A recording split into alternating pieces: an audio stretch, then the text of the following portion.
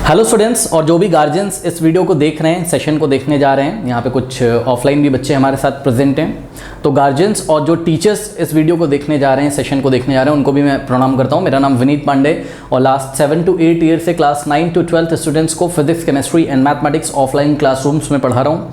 ये सेशन है डेडिकेटेड किसके लिए, किसको देखना चाहिए ये सेशन? अगर आपका बच्चा क्लास 10th में जाने वाला है 2021 में, यानी कि वो बोर्ड एग्जामिनेशन में अपीयर होगा 2022 में, ओके ना। तो आप लोग का जो सेशन है क्लास 10th के जो बच्चे हैं, सीबीएसई के लिए खासकर ये सेशन है। आईसीएसई के बच्चे भी देख रहे हैं तो कोई प्रॉब्लम नहीं है, इस साल उनका भी कंटेंट में लाने की पूरी कोशिश करूँगा, ठीक है ना। तो क्लास 10th के जो बच्चों 2021 to 2022, ओके, ये सेशन है जिनका, यानी कि 2022 में आप बोर्ड एग्जामिनेशन में अपीयर होंगे। तो ये सेशन आपको मेरे ख्याल से पूरा देखना चाहिए। क्या स्ट्रेटजी है, बच्चे मैं देखता हूँ कि यूट्यूब पे सर्च करते रहते हैं, how to top in board examination, how to get 95%, how to get above 90%, ठीक है ना। इन सभी बातों के मैं यहाँ पे जवाब दूंगा। और बहुत सारे आप लोगों को कन्फ्यूज़न होते हैं बच्चों।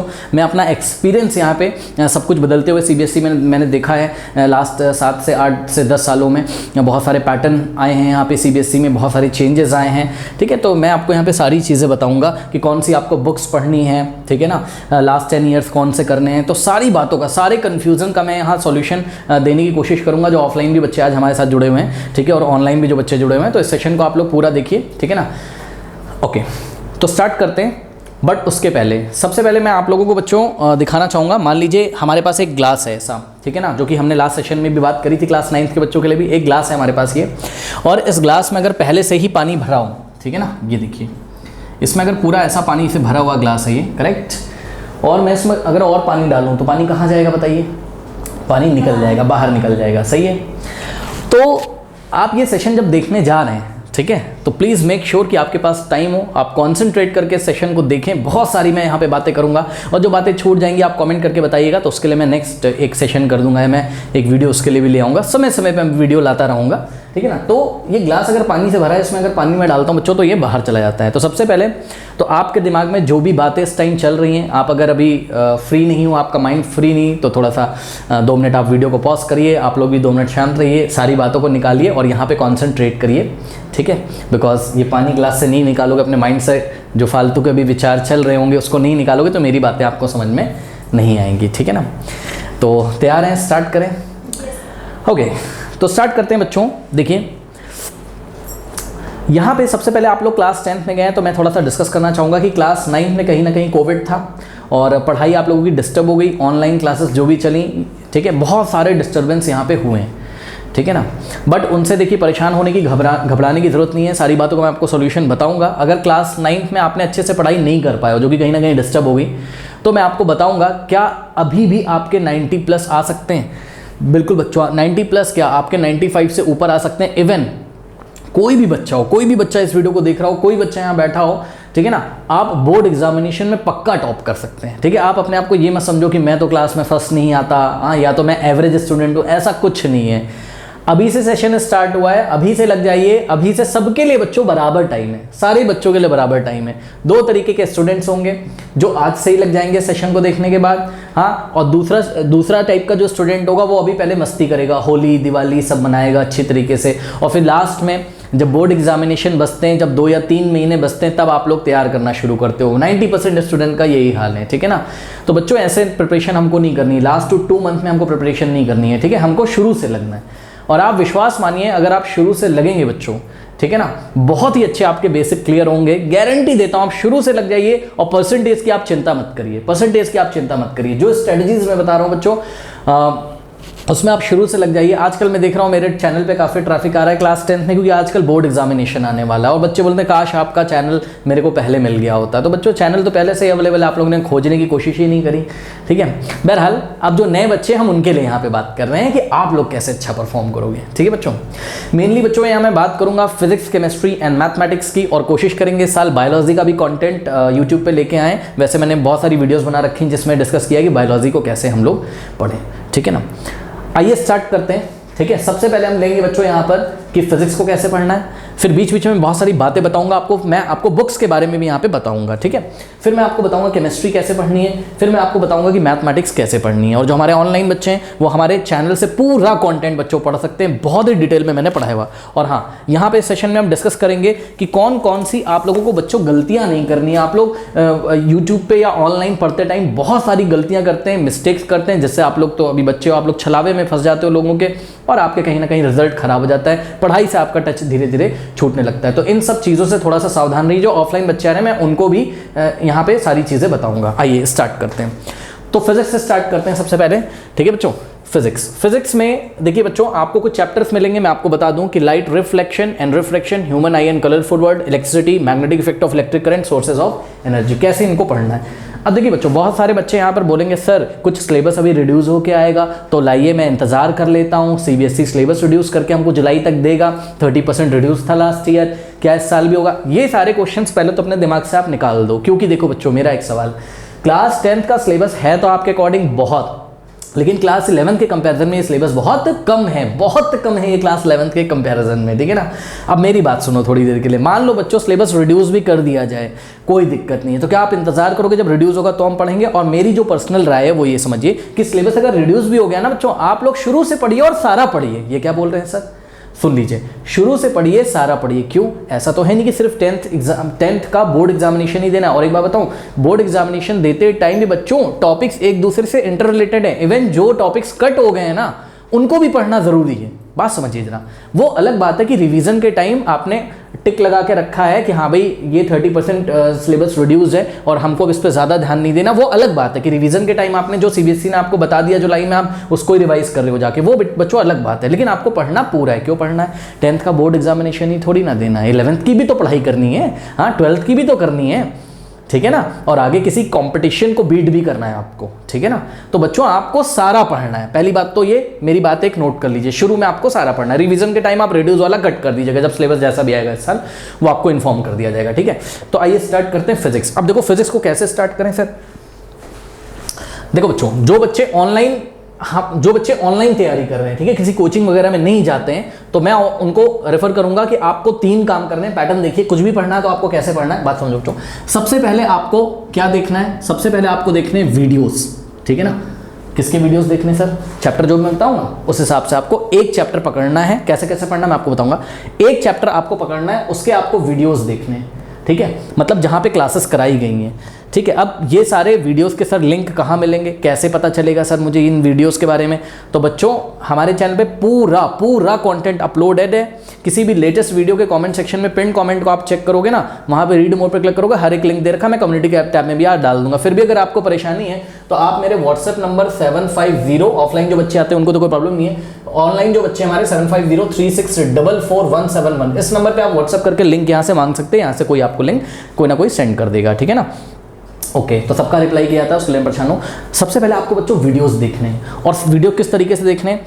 वीडियोस देखते देखते आपको नोट्स बनाने हैं। सुन लीजिए, ये बहुत मैं देखता हूँ कि यूट्यूब पे बच्चे आके डिफरेंट चैनल पे कमेंट करते हैं, सर बेस्ट नोट दे दीजिए, सर बेस्ट नोट दे दीजिए। आप लोग भी सुन लीजिए, ऑफलाइन वाले बच्चों, ठीक है, आप लोग भी बीच बीच में एब्सेंट हो जाते हो, आप लोग भी ऑनलाइन ही शिफ्ट होकर कहीं ना कहीं ये सारे काम करते हो, सर नोट्स दे दीजिए, डिफरेंट चैनल्स पे आप लोग जाते हो। बच्चों what are the best notes? Best notes कौन से होते हैं बताइए। मान लीजिए कि आपके बोर्ड एग्जामिनेशन आ गए, ठीक है, और जनवरी में मैं तुमको एक नोट्स दे दूं कि भाई लो पीडीएफ है बेटा, प्रिंट करा लेना मार्केट से। बताओ बच्चों वो नोट्स तुमको समझ में आ जाएंगे? खुद पूछो। हाँ, वो अलग बात है कि वो हिंदी के नोट्स हैं। क्या फिजिक्स, केमिस्ट्री एंड मैथमेटिक्स के नोट्स आपको समझ में आ जाएंगे अगर मैं अचानक से आपको बोर्ड एग्जामिनेशन के 1 महीने पहले प्रोवाइड कर दूं? और ये ऑनलाइन बहुत चलता है, मैं देखता हूं बच्चे कहीं से भी डाउनलोड कर रहे हैं, ठीक है, बिना पढ़े डाउनलोड कर रहे हैं। बच्चों अगर किसी और ने नोट्स बनाए हैं वो आपको समझ में नहीं आएगा। आपके जो नोट्स हैं, हमेशा देखिएगा टॉपर्स के नोट खुद बनते हैं। आपको बच्चों वीडियोस देखते देखते नोट्स बनाते चलना है, कॉपी में बनाते चलना है। ऐसा नहीं कि ईयरफोन लगाया और पढ़े हुए हैं रात में, हाँ 2 वीडियो फिनिश कर ली, आज 3 कर ली और कॉपी बनी नहीं हुई है। कॉपी बच्चों ज़रूर बनाना है, ठीक है ना। अब एक चीज़ और, वीडियो को जो देखने का तरीका होगा किसी भी चैप्टर को, मेरी बात ध्यान से सुनिए बच्चों। ऑनलाइन बहुत सोर्स है, ऑनलाइन बहुत सारे वीडियोस मिलेंगे। आपके मन में लालच भी आएगा क्या कि लाओ 1 शॉट वीडियो करके चैप्टर को निपटा लेता हूं, ठीक है ना। अब जैसे मान लीजिए कि आप हमारे चैनल पे आएंगे तो लाइट रिफ्लेक्शन एंड रिफ्रैक्शन के आपको कम से कम 22 पार्ट्स मिलेंगे। क्या सर 22 पार्ट्स? मैं तो 9th में 1 शॉट करता था। ठीक है, वन शॉट बेटा परेशान कर देगा आपको, ठीक है ना। मैं आपको बता रहा हूँ, सुनिए बच्चों, देखिए आपको 21 या 22 पार्ट्स जब मिलेंगे ना, तो ये सही बता रहा हूँ, ये करने के बाद आपको कोई डाउट रहेगा ही नहीं, ठीक है। और फ्यूचर स्टडी में भी ये बहुत बेनिफिशियल है, ठीक है। अच्छे बच्चों देखिए, अच्छे एग्जाम वो निकालेगा आगे जाके जिसके अंदर पेशेंस होगा थोड़ा सा, ठीक है। वन शॉट में कुछ नहीं होता है। देखिए मैं आपको एक बात बताऊं, यूट्यूब पे लोग आते हैं मनी कहीं ना कहीं अर्न करने के लिए। मोस्ट ऑफ द जो पर्सन है उनका टारगेट है क्या, मनी ओरिएंटेड पर्सन है, ठीक है ना। जितने व्यूज़ मिलेंगे उतना उनको मनी मिलेगा, और उसमें कोई गलत बात भी नहीं है। लेकिन मैं आपको बताऊं कि वन शॉट वीडियो ऐसा नहीं कि सारे खराब होते हैं। वन शॉट वीडियो आप तब देखिए जब आपने, या तो देखिए मान लीजिए आप यूट्यूब से नहीं पढ़ लो कहीं से, कोई बात नहीं, लेकिन आप सिर्फ वन शॉट वीडियो देखते हो यूट्यूब से, तो देखो वन शॉट वीडियो तब देखना सही है जब आपने स्कूल में अच्छी तरीके से प्रॉपर क्लासेस कर रखी हो। कितनी क्लासेस चलनी चाहिए स्कूल में, एक चैप्टर की कम से कम 20 से 25 क्लासेस। बट मेरे ख्याल से कि मोस्ट ऑफ द स्कूल्स में ऐसा नहीं होता है, कहीं ना कहीं चैप्टर को 2 या 3 दिन में फिनिश कर दिया जाता है और स्टूडेंट्स के बाउंस कर जाता है। इसीलिए हमने एक कलेक्शन तैयार किया हुआ है, 4 साल से मैं लगा हुआ हूँ, ठीक है। अब जाके कलेक्ट हो पाया, काफ़ी हज़ारों वीडियो में आपको कर चुका हूँ यहाँ पर, ठीक है ना। तो बच्चों देखिए, आप बहकावे में ना आइए। वन शॉट वीडियो आप तब करिए जब आपने स्कूल में अच्छी तरीके से क्लास ले रखी हो, या अपनी कोचिंग में ले रखी हो, या किसी से होम ट्यूशन आपने अच्छी तरीके से पढ़ रखा हो। जब आपने अगर अच्छी तरीके से पढ़ रहा है तो वन शॉट आप देखो, बिल्कुल मना ही नहीं। आप उसको टू क्रॉस पर लगा के देखो, बढ़िया से रिवाइज हो जाएगा आपका। लेकिन आप खुद दिमाग लगाइए बच्चों। मैं आपको एक एग्जाम्पल देता हूँ। मान लीजिए कि मैं इलेक्ट्रिसिटी वाला चैप्टर उठा लूँ, ये फिजिक्स का। बच्चों पता है आपको, इलेक्ट्रिसिटी में अगर आप एनसीईआरटी उठा के देखोगे, कम से कम 30 न्यूमेरिकल, 30 न्यूमेरिकल तो आपको एनसीईआरटी में मिलेंगे, एग्जाम्पल्स को मिला के कम से कम। हाँ, और कहीं ना कहीं बच्चों आपको 40 न्यूमेरिकल्स या 35 न्यूमेरिकल आपको कहां पे मिलेंगे बताइए, एनसीईआरटी एग्जाम्पलर में। ये एग्जाम्पलर क्या होती है अभी इसके बारे में बताएंगे, परेशान ना हो, ठीक है। अभी हम आपको एक एग्जाम्पल दे रहे हैं बच्चों, कितने हो गए टोटल 70। ये बस मैं एक एग्जाम्पल दे रहा हूं बच्चों। केमिस्ट्री में आ जाओगे तो आपके होश उड़ जाएंगे। मेटल्स नॉन मेटल्स में कहीं ना कहीं 60 to 65 क्वेश्चन है एग्जाम्पलर में, ठीक है ना। तो एक बात बताओ बच्चों, अगर 70 सिर्फ क्वेश्चंस दे रहा है एनसीईआरटी और आप उस चीज़ को 1 घंटे में फिनिश करना चाहते हो, पहले इस बात को अपने दिल में उतारो बच्चों कि आप अपने साथ कहीं ना कहीं धोखा करते हैं, ठीक है ना। वन शॉट वीडियो से कोई फायदा नहीं। उसको तब देखिए जब आपको कुछ रिवाइज करना हो। सीधी सी बात है, जिसने वन शॉट में पढ़ाया हुआ है वो पूरा कंटेंट नहीं पढ़ाएगा बच्चों। किसी ने नहीं पढ़ाया होगा और आपके क्या समझ में आएगा उसमें। अब बस आप अपने दिल को तसल्ली दे देते हो कि हाँ मेरा कंप्लीट हो गया। आप जाओगे, आपसे एग्जामिनेशन में होगा ही नहीं, आपको क्वालिटी एजुकेशन नहीं मिला, आप तो कहीं ना कहीं पास होने का जुगाड़ ढूंढ रहे हो। तो शुरू से लगो ना, ये सब चीज़ें मत करो। शॉर्टकट, सक्सेस का कोई शॉर्टकट नहीं होता। ये कहने की बात है, आपके शायद कुछ सीनियर्स भी बोलेंगे आपको बात बात में, अरे कुछ नहीं यार, लास्ट के 2 मंथ पढ़ लिया था 90 आ गए। तो ये कहने की बात है, ऐसा नहीं। वो आपको सच्चाई बताते नहीं है, आपको शुरू से पढ़ना है, ठीक है ना। तो एक बहुत इंपॉर्टेंट बात मैं बार बार कर रहा हूं, क्या कर रहा हूं बच्चों बताइए, मैंने क्या बोला, आपको कहां से पढ़ना है, आपको शुरू से पढ़ना है। कब से? आज से। ये सेशन खत्म होने के बाद आज से आपको शुरू से लगना है, पक्का टॉप करोगे। सही बता रहा हूँ, बशर्ते आपको शुरू से लगना है। सही बता रहे हैं। अपनी ताकत को पहचानो, और अगर अभी तक 9th में आप अच्छी तरीके से नहीं कर पाओ ना चीज़ें, मत परेशान हो, बिल्कुल बहुत बढ़िया होगा। कोई भी टॉप कर सकता है यहाँ पे, अपने आप को कम मत समझो, ठीक है ना। मैंने चीज़ें बदलते हुए देखी हैं, बच्चों ने क्या क्या कर दिया है, 9th में नहीं परफॉर्म कर पाए थे, 10th में इतना बढ़िया परफॉर्म कर दिया। आप भी करोगे बशर्ते मेरी बातों को अगर आप लोग फॉलो करोगे। तो बात ये क्या कि वीडियोज़ आपको देखते टाइम क्या करना है, वीडियोज़ देखते टाइम आपको नोट्स बनाने हैं। ये वीडियोज़ किसके होते हैं, जहाँ पे हमने क्लासेस कराई हुई हैं, पुराने वीडियोज़ हैं। यहाँ पे थोड़ा सा साउंड वगैरह का प्रॉब्लम हो सकता है, बट जो न्यू वीडियोज़ आ रहे हैं वो एकदम से क्लियर हैं, ठीक है ना। तो यहाँ से आप नोट्स बनाएंगे अच्छी तरीके से। अब एक चैप्टर का वीडियो आपने देख लिया, ठीक है ना। अब आप क्या करोगे, सेम चैप्टर का आप बच्चों एनसीईआरटी का सॉल्यूशन देख लो, एनसीईआरटी सॉल्यूशन देख लो, ठीक है ना।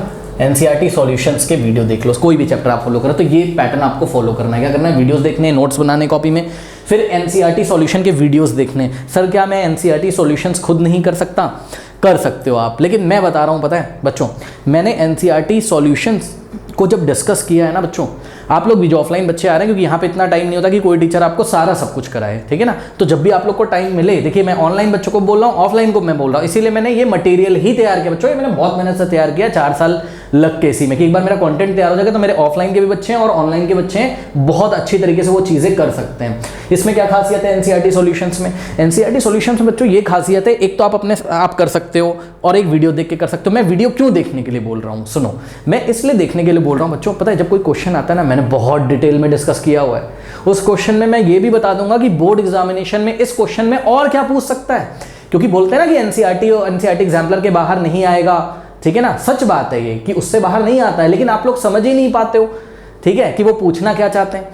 उसी क्वेश्चन को घुमा के आपसे पूछते हैं, आप उसका जवाब नहीं दे पाते हो, फिर आप बोलते हो ये क्वेश्चन तो हमारी बुक में था ही नहीं। सब कुछ आपकी बुक से ही आता है, लेकिन डिपेंड करता है कितने समझ के आपने उस टॉपिक को पढ़ा है। इसलिए मैं बार बार कह रहा हूं मेरे ऑनलाइन ऑफलाइन दोनों बच्चों कि आप लोगों को एनसीईआरटी के सॉल्यूशंस भी क्या करने, देखने हैं।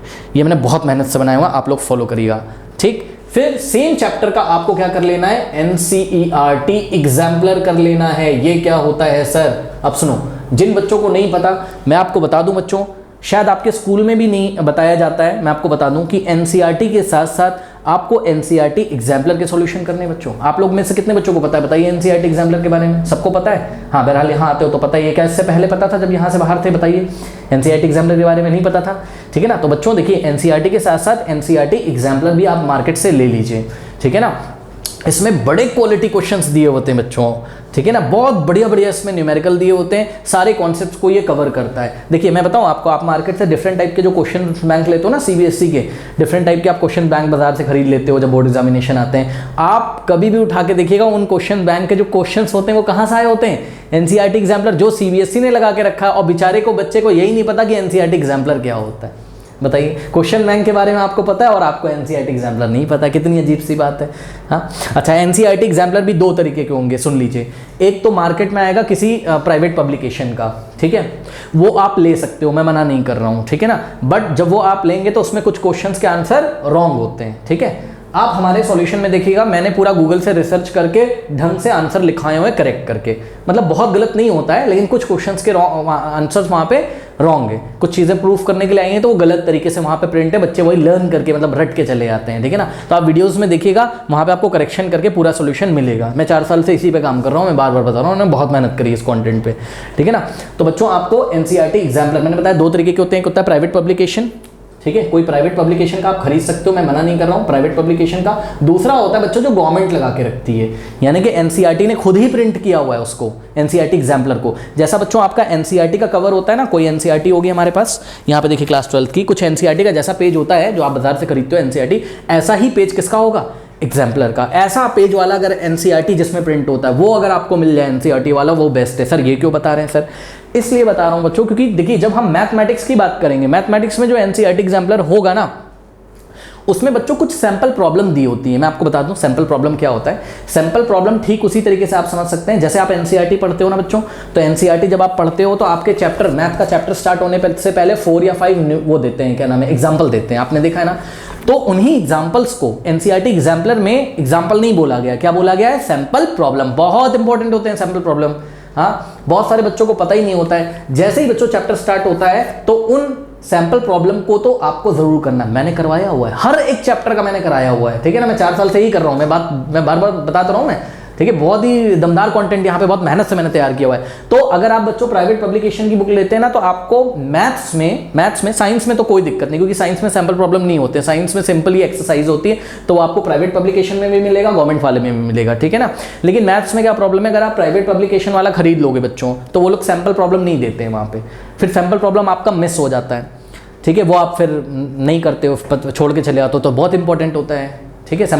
हर चैप्टर में बच्चों कम से कम मेरे ख्याल से 10 to 15 सैंपल प्रॉब्लम होता है, क्योंकि लगभग 4 एक्सरसाइज होती है। मान लीजिए चैप्टर नंबर 7 है मैथ्स में, ठीक है, चैप्टर नंबर 7 है मैथ्स में कोऑर्डिनेट ज्योमेट्री, तो यहाँ पे आपको 4 एक्सरसाइज देखने को मिलेंगी, 7.1, 7.2, 7.3, 7.4, किसमें? एनसीईआरटी एग्जाम्पलर में। और हर एक्सरसाइज से पहले आपको सैंपल प्रॉब्लम दिया रहता है, ठीक है बच्चों। तो सैंपल प्रॉब्लम अगर आप प्राइवेट पब्लिकेशन वाला बुक लेंगे तो छूट जाएगा। अब मान लो अगर आपने ले भी ली सॉल्यूशन वगैरह देखने के लिए, तो कोई बात नहीं, वैसे सॉल्यूशन चैनल पे अवेलेबल है, कोई दिक्कत नहीं है, ठीक है ना। अगर आपने ले भी ली तो कोई दिक्कत नहीं, मैं आपको बता दे रहा हूं कि कैसे आपको सैंपल प्रॉब्लम मिलेगा। मान लो आपने प्राइवेट पब्लिकेशन बुक खरीद ली, मैं बता रहा हूं कैसे मिलेगा।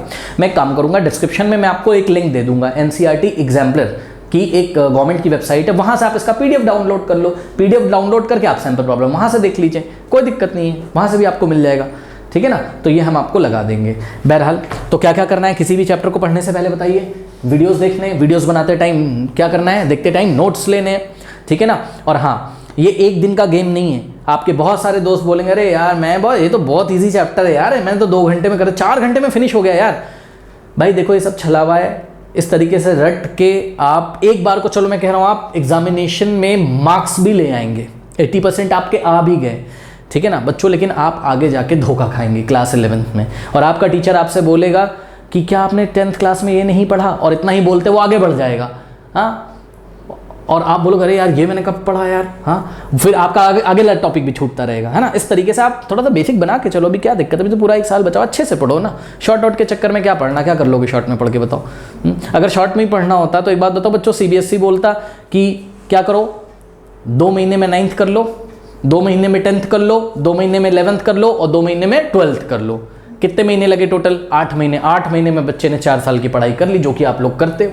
2-2 महीने ही तो पढ़ते हो पूरे साल भर, पूरे साल कहाँ पढ़ते हो? ठीक है, तो ये गलती मत करिए। CBSE ने बच्चों 1 साल दे रखा है, कुछ सोच के दिया होगा। हमारे एजुकेशन सिस्टम ने 1 साल बना रखा है, हाँ भाई क्लास 10th के लिए 1 साल मिलना चाहिए, तो उसका थोड़ी इज्जत करिए। ठीक है, काफ़ी समझदार लोगों ने सिस्टम को बनाया हुआ है, तो उसके हिसाब से आपको 1 साल अच्छी तरीके से पढ़ाई करनी चाहिए। ठीक है ना, तो ये तीनों चीज़ें फॉलो करनी। आइए बात करते हैं फिजिक्स की। अब देखिए फिजिक्स में कौन कौन से चैप्टर एक साथ पढ़ने हैं वो हम आपको बता रहे हैं, क्योंकि आप लोग गलतियां क्या करते हो, कभी कोई चैप्टर उठाया, कभी कोई चैप्टर उठाया, कभी कोई चैप्टर, ऐसे नहीं करना है। सुनो मेरी बात ध्यान से बच्चों, लाइट रिफ्लेक्शन एंड रिफ्रैक्शन और human I and colourful world जब पढ़ना है तो ये दोनों चैप्टर टुगेदर, ये दोनों साथ साथ पढ़ने हैं। ठीक है ना, ऐसा नहीं है कि लाइट रिफ्लेक्शन एंड रिफ्रैक्शन पढ़ने के बाद आप चले गए इलेक्ट्रिसिटी पे। आपके स्कूल में कर रहे हो तो मुझे नहीं पता, बट पढ़ने का जो तरीका है वो हम आपको बता रहे हैं। हम, क्योंकि मेरा जो टारगेट है वो किसी इंटरनल एग्जामिनेशन पे नहीं है कि आपके स्कूल में जो एग्जामिनेशन होते हैं, मेरा टारगेट है बोर्ड एग्जामिनेशन में आप कैसे परफॉर्म करोगे। ठीक है ना, और इंटरनल भी आपके अच्छे होंगे, नो डाउट, कहीं ना कहीं इंटरनल के भी मार्क्स लगते हैं तो वो भी अच्छे होंगे अगर आप शुरू से लगोगे। शुरू से लग जाओ तो आपका सब कुछ एज सुन एज कंप्लीट हो जाएगा, बढ़िया से रिवीजन होगा, टेंशन नहीं कोई।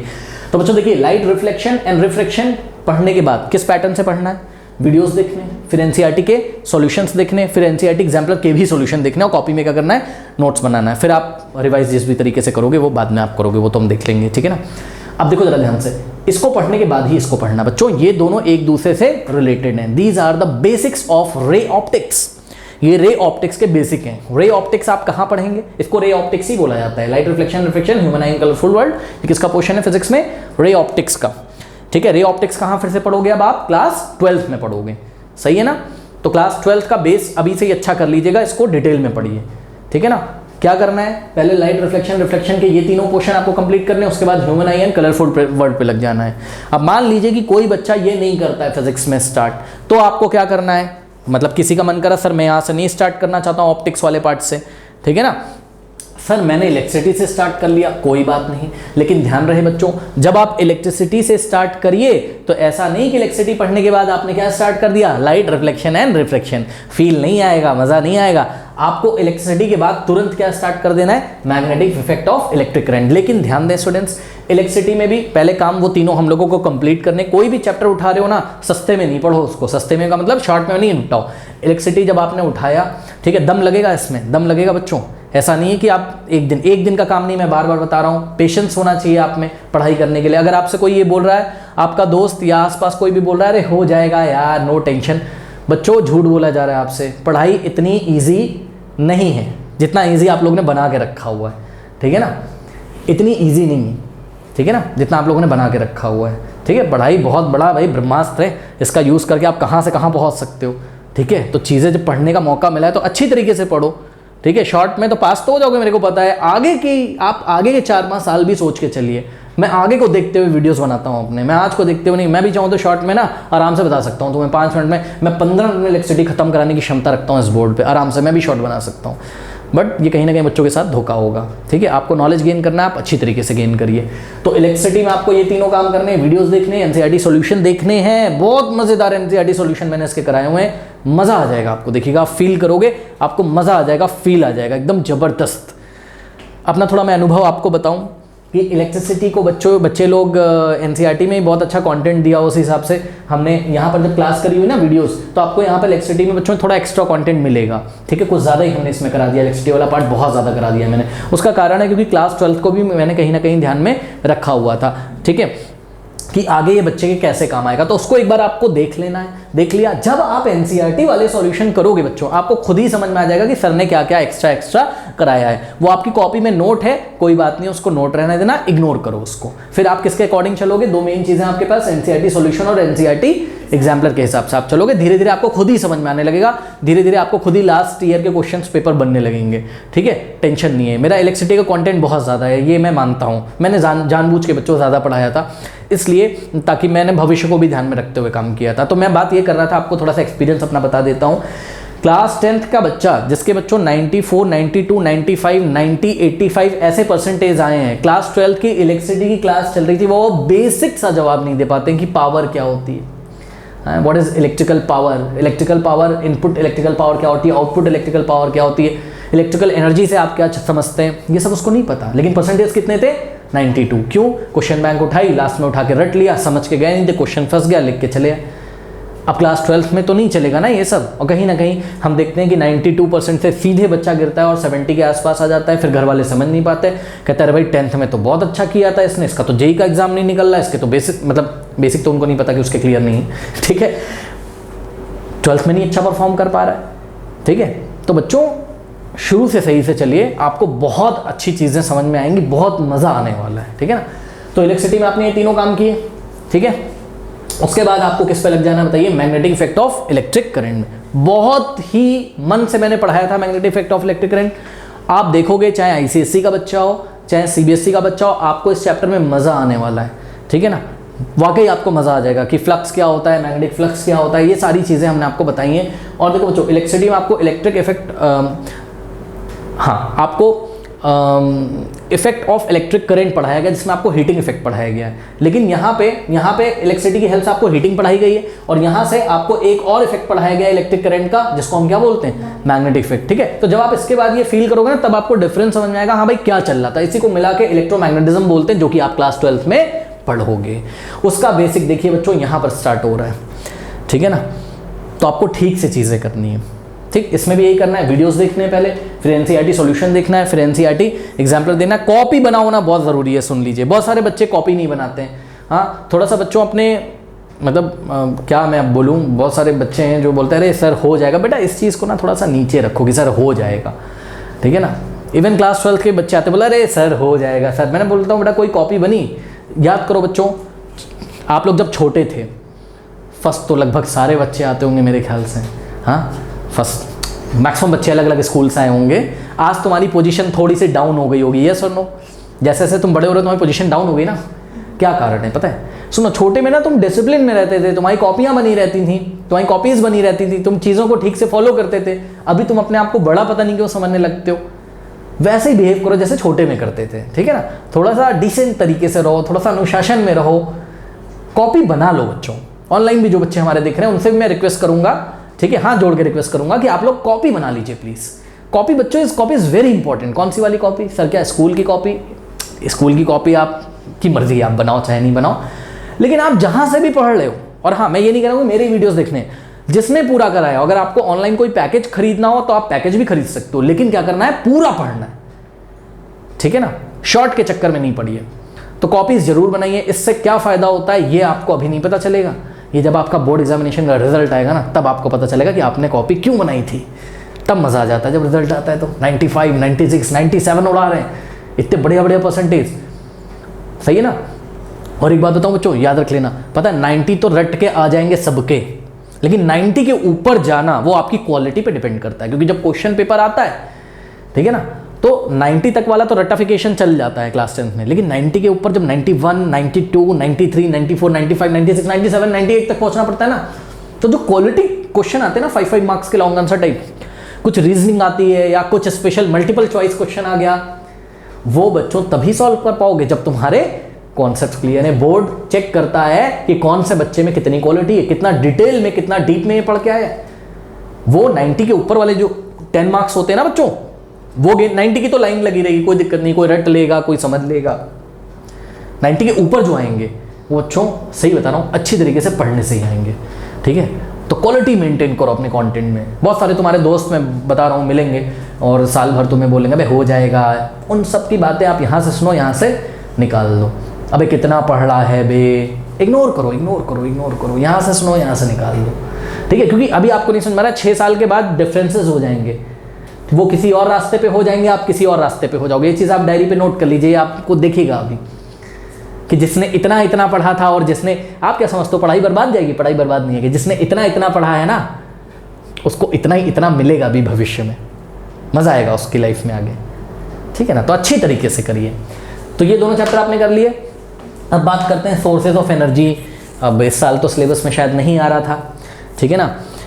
फिर भी आजकल तो तुम लोग फ्री हो, होली का माहौल है, सोर्सेस ऑफ एनर्जी को आप कभी भी पढ़ लो, कभी भी आप पढ़ लो, एक जनरल नॉलेज का ये चैप्टर है, ठीक है ना। आज से स्टार्ट करना हो तो आज से स्टार्ट कर लो, नहीं मन कर रहा कभी बीच में स्टार्ट करना हो, कभी एंड में करना हो, कर लेना। अगर बोर्ड एग्जामिनेशन में नहीं भी आ रहा है ना बच्चों, तब भी आप कर लीजिए। बहुत सारे इसमें साइंस के आपको सिद्धांत सीखने को मिलेंगे, बड़ा बढ़िया और प्यारा चैप्टर है। और हमने तो उस पर 20 से 21 घंटे की क्लास भी कर दी है। बच्चे बोलते हैं तो जब ये आ रहा था सिलेबस में, सर ये तो 2 ही मार्क्स का आएगा या 1 मार्क्स का, इस पे इतना एफर्ट क्यों? अरे इस पे इतना इसलिए एफर्ट क्योंकि आप लोग आगे पहुंच जाओगे। बहुत सारे गवर्नमेंट के एग्जाम्स वगैरह निकलते हैं, उसमें से बहुत सारे क्वेश्चन आते हैं जो क्लास 10th में ही कवर्ड है, ठीक है ना। तो करो ना, मजा आएगा, नॉलेज लेने में क्या जा रहा है अगर आपके पास टाइम है तो, ठीक है। इसमें भी वही काम करना है। इसकी हालांकि अभी एनसीईआरटी सॉल्यूशन, एनसीईआरटी एग्जाम्पलर नहीं बनाई है, वो जल्दी अपलोड कर देंगे, ठीक है ना। अब आइए आते हैं बच्चों किस पे, केमिस्ट्री पे, फिर अभी बुक्स की भी बात करते हैं, ठीक है ना। चलो केमिस्ट्री में आने से पहले आइए हम जरा बुक्स की भी बात कर लेते हैं। बहुत सारे बच्चे पूछते हैं कि बुक्स सर कौन सी लगाएंगे, तो ये देखिए हमारे पास, ये मैं कोई पब्लिसिटी नहीं कर रहा हूँ, बट मेरे को जो थोड़ी सी अच्छी बुक लगी वो मैं आपको बता रहा हूँ बच्चों। पहली बात तो 2 बुक्स तो आप लोग को बच्चों लेनी ही लेनी है। कौन सी बताइए, ये तो सबको पता है। एक तो आपको लेनी है एनसीईआरटी, और दूसरी आपको कौन सी लेनी है बच्चों बताइए, एनसीईआरटी एग्जाम्पलर के लिए। सबको बताओ, अपनी क्लास में भी बताओ, बच्चों को नहीं पता होता है। और हाँ, एक चीज़ और बताऊँ, बहुत सारे टीचर्स भी आपसे बोलेंगे बच्चों, बहुत सारे बच्चे यहाँ 2 तरीके के बच्चे होंगे ऑनलाइन, एक बेसिक मैथमेटिक्स का होगा, एक स्टैंडर्ड का होगा। अभी आप लोग को नहीं पता, अभी आप लोग को जब जाओगे ना फॉर्म भरोगे तो पूछा जाएगा बेसिक लोगे स्टैंडर्ड, तो हम आपको गाइड करेंगे। आप चाहे जिसके भी बच्चे हो, ठीक है ना, आप चाहे बेसिक मैथमेटिक्स लेना चाहते हो, आप चाहे स्टैंडर्ड मैथमेटिक्स लेना चाहते हो, ठीक है बच्चों, लेकिन ध्यान रहे आपको ये दोनों बुक लगानी है, ठीक है ना। और मैं तो चाहता हूँ कि स्टैंडर्ड मैथमेटिक्स ही रखो ना, क्या दिक्कत है, पूरा साल तो अभी बचा हुआ है। स्टैंडर्ड मैथमेटिक्स में पेपर थोड़ा सा स्टैंडर्ड आएगा बच्चों, मतलब दमदार थोड़ा सा पेपर आएगा। बेसिक में थोड़ा सा फॉर्मुला बेस्ड क्वेश्चंस वगैरह होते हैं, तो स्टैंडर्ड ही लो, क्या दिक्कत है, जब आपको अपने ऊपर कॉन्फिडेंस है तो बच्चों। हाँ, तो मैं क्या कह रहा था बच्चों, बहुत सारे शायद, और देखिए बहुत गलत बात है, बहुत सारे टीचर्स भी कहीं ना कहीं बच्चों को ये बोल देते हैं कि एनसीईआरटी एग्जाम्पलर मत करो। खासकर बेसिक मैथमेटिक्स वाले बच्चे मेरे से मिलते हैं, उनको बोलते हैं नहीं एग्जाम्पलर मत करो आप, NCERT is enough, NCERT is enough, NCERT is enough. बच्चों एग्जाम्पलर से क्वेश्चन आया हुआ है बेसिक मैथमेटिक्स में भी, उनके जो सैम्पल प्रॉब्लम्स हैं और एक्सरसाइज जो 0.4 वाली होती है, जैसे कि 8.4, 7.4 में से लॉन्ग आंसर, उसमें से 4 या 5 मार्कर क्वेश्चंस आए हुए हैं डायरेक्ट, इजी वाले जो लॉन्ग आंसर टाइप क्वेश्चंस होते हैं, ठीक है। तो एग्जाम्पलर की आपको टेंशन भी नहीं लेनी, हमने पूरे चैप्टर पे अपने चैनल पे कराया हुआ है यहाँ पे, ठीक है ना। बस आपको देखना है, आपको टाइम देना, देखो टाइम देना पड़ेगा, शॉर्ट में नहीं होगा 1 घंटे में पता लगा तुम मैथ्स का चैप्टर उड़ा रहे हो, ऐसा नहीं है। आपको 10-15 दिन देना पड़ेगा भाई एक चैप्टर पे, ठीक है ना। तो ये चीज़ है। तो बच्चों अगर आपसे कोई कहता है ना एनसीईआरटी एग्जाम्पलर मत करो, नहीं भाई, मैं कह रहा हूँ, मैं आपको बता रहा हूँ बच्चों, मैं इसी फील्ड में हूँ, काफ़ी साल हो गए मुझे, मैं आपको बता रहा हूँ आप करो, बहुत अच्छी बुक है, बहुत अच्छा निखर के आएगा यहाँ से, बहुत अच्छा नॉलेज आपको मिलेगा। यहाँ सीबीएसई आपको कुछ सिखाना चाहता है, वो बोर्ड एग्जामिनेशन में और भी जिन टॉपिक्स को देना चाहता है ना बच्चों, उसने क्वेश्चंस के फॉर्म में इस बुक में पूछ रखा है उन क्वेश्चंस को। कई सारे स्कूल्स में मैं देखता हूँ एग्जाम्पलर का नाम ही नहीं सुनाई पड़ता है बच्चों को। एग्जाम्पलर इज वेरी इंपॉर्टेंट बच्चों, अमृत है एग्जाम्पलर, अमृत है एग्जाम्पलर, सुन लो, इससे ज़्यादा मैं कुछ नहीं बोलूँगा, अमृत है। एनसीईआरटी और एनसीईआरटी तो है ही अमृत, साथ में एनसीईआरटी एग्जाम्पलर, एनसीईआरटी और एनसीईआरटी एग्जाम्पलर के जो क्वेश्चन है अमृत है। पी लोगे ना बच्चों, और कैसे, एक दिन में नहीं पीना है, आराम आराम से पीना है, डेली थोड़ा थोड़ा डाइजेस्ट करो, नॉलेज लो, ठीक है ना, मजा आ जाएगा, इसको आप कर लोगे मजा आ जाएगा। तो बच्चों ये दोनों बुक मार्केट से तुरंत ले लीजिए जाके, ये तो करना ही करना है, ठीक है ना। और यहीं पे एक बात और बताते हैं बच्चों, जो बच्चे सेशन देख रहे हैं ऑफलाइन बच्चे, एक राय हम आपको अजीब सी देने जा रहे हैं, और सबको अजीब सा लगेगा ये मास्टर क्या कह रहा है, लेकिन मैं आपको अपना अनुभव बता रहा हूँ बच्चों। लास्ट 10 ईयर के जो बोर्ड एग्जामिनेशन के पेपर्स हैं, आप वेट नहीं करो, सुन लो वेरी इंपॉर्टेंट, आप वेट नहीं करो। आप लोग कब लेते हो बताओ, आपने भैया दीदी को भी देखा होगा जो सीनियर्स होंगे, वो कब खरीदते हैं बताओ, दिसंबर के बाद। यही होता है रॉन्ग मेथड। अब बहुत सारे बच्चे अपोज करेंगे, मेरा बोलेंगे अरे मास्टर अभी कहाँ आया, अभी न्यू सेशन का कहाँ लॉन्च हुआ।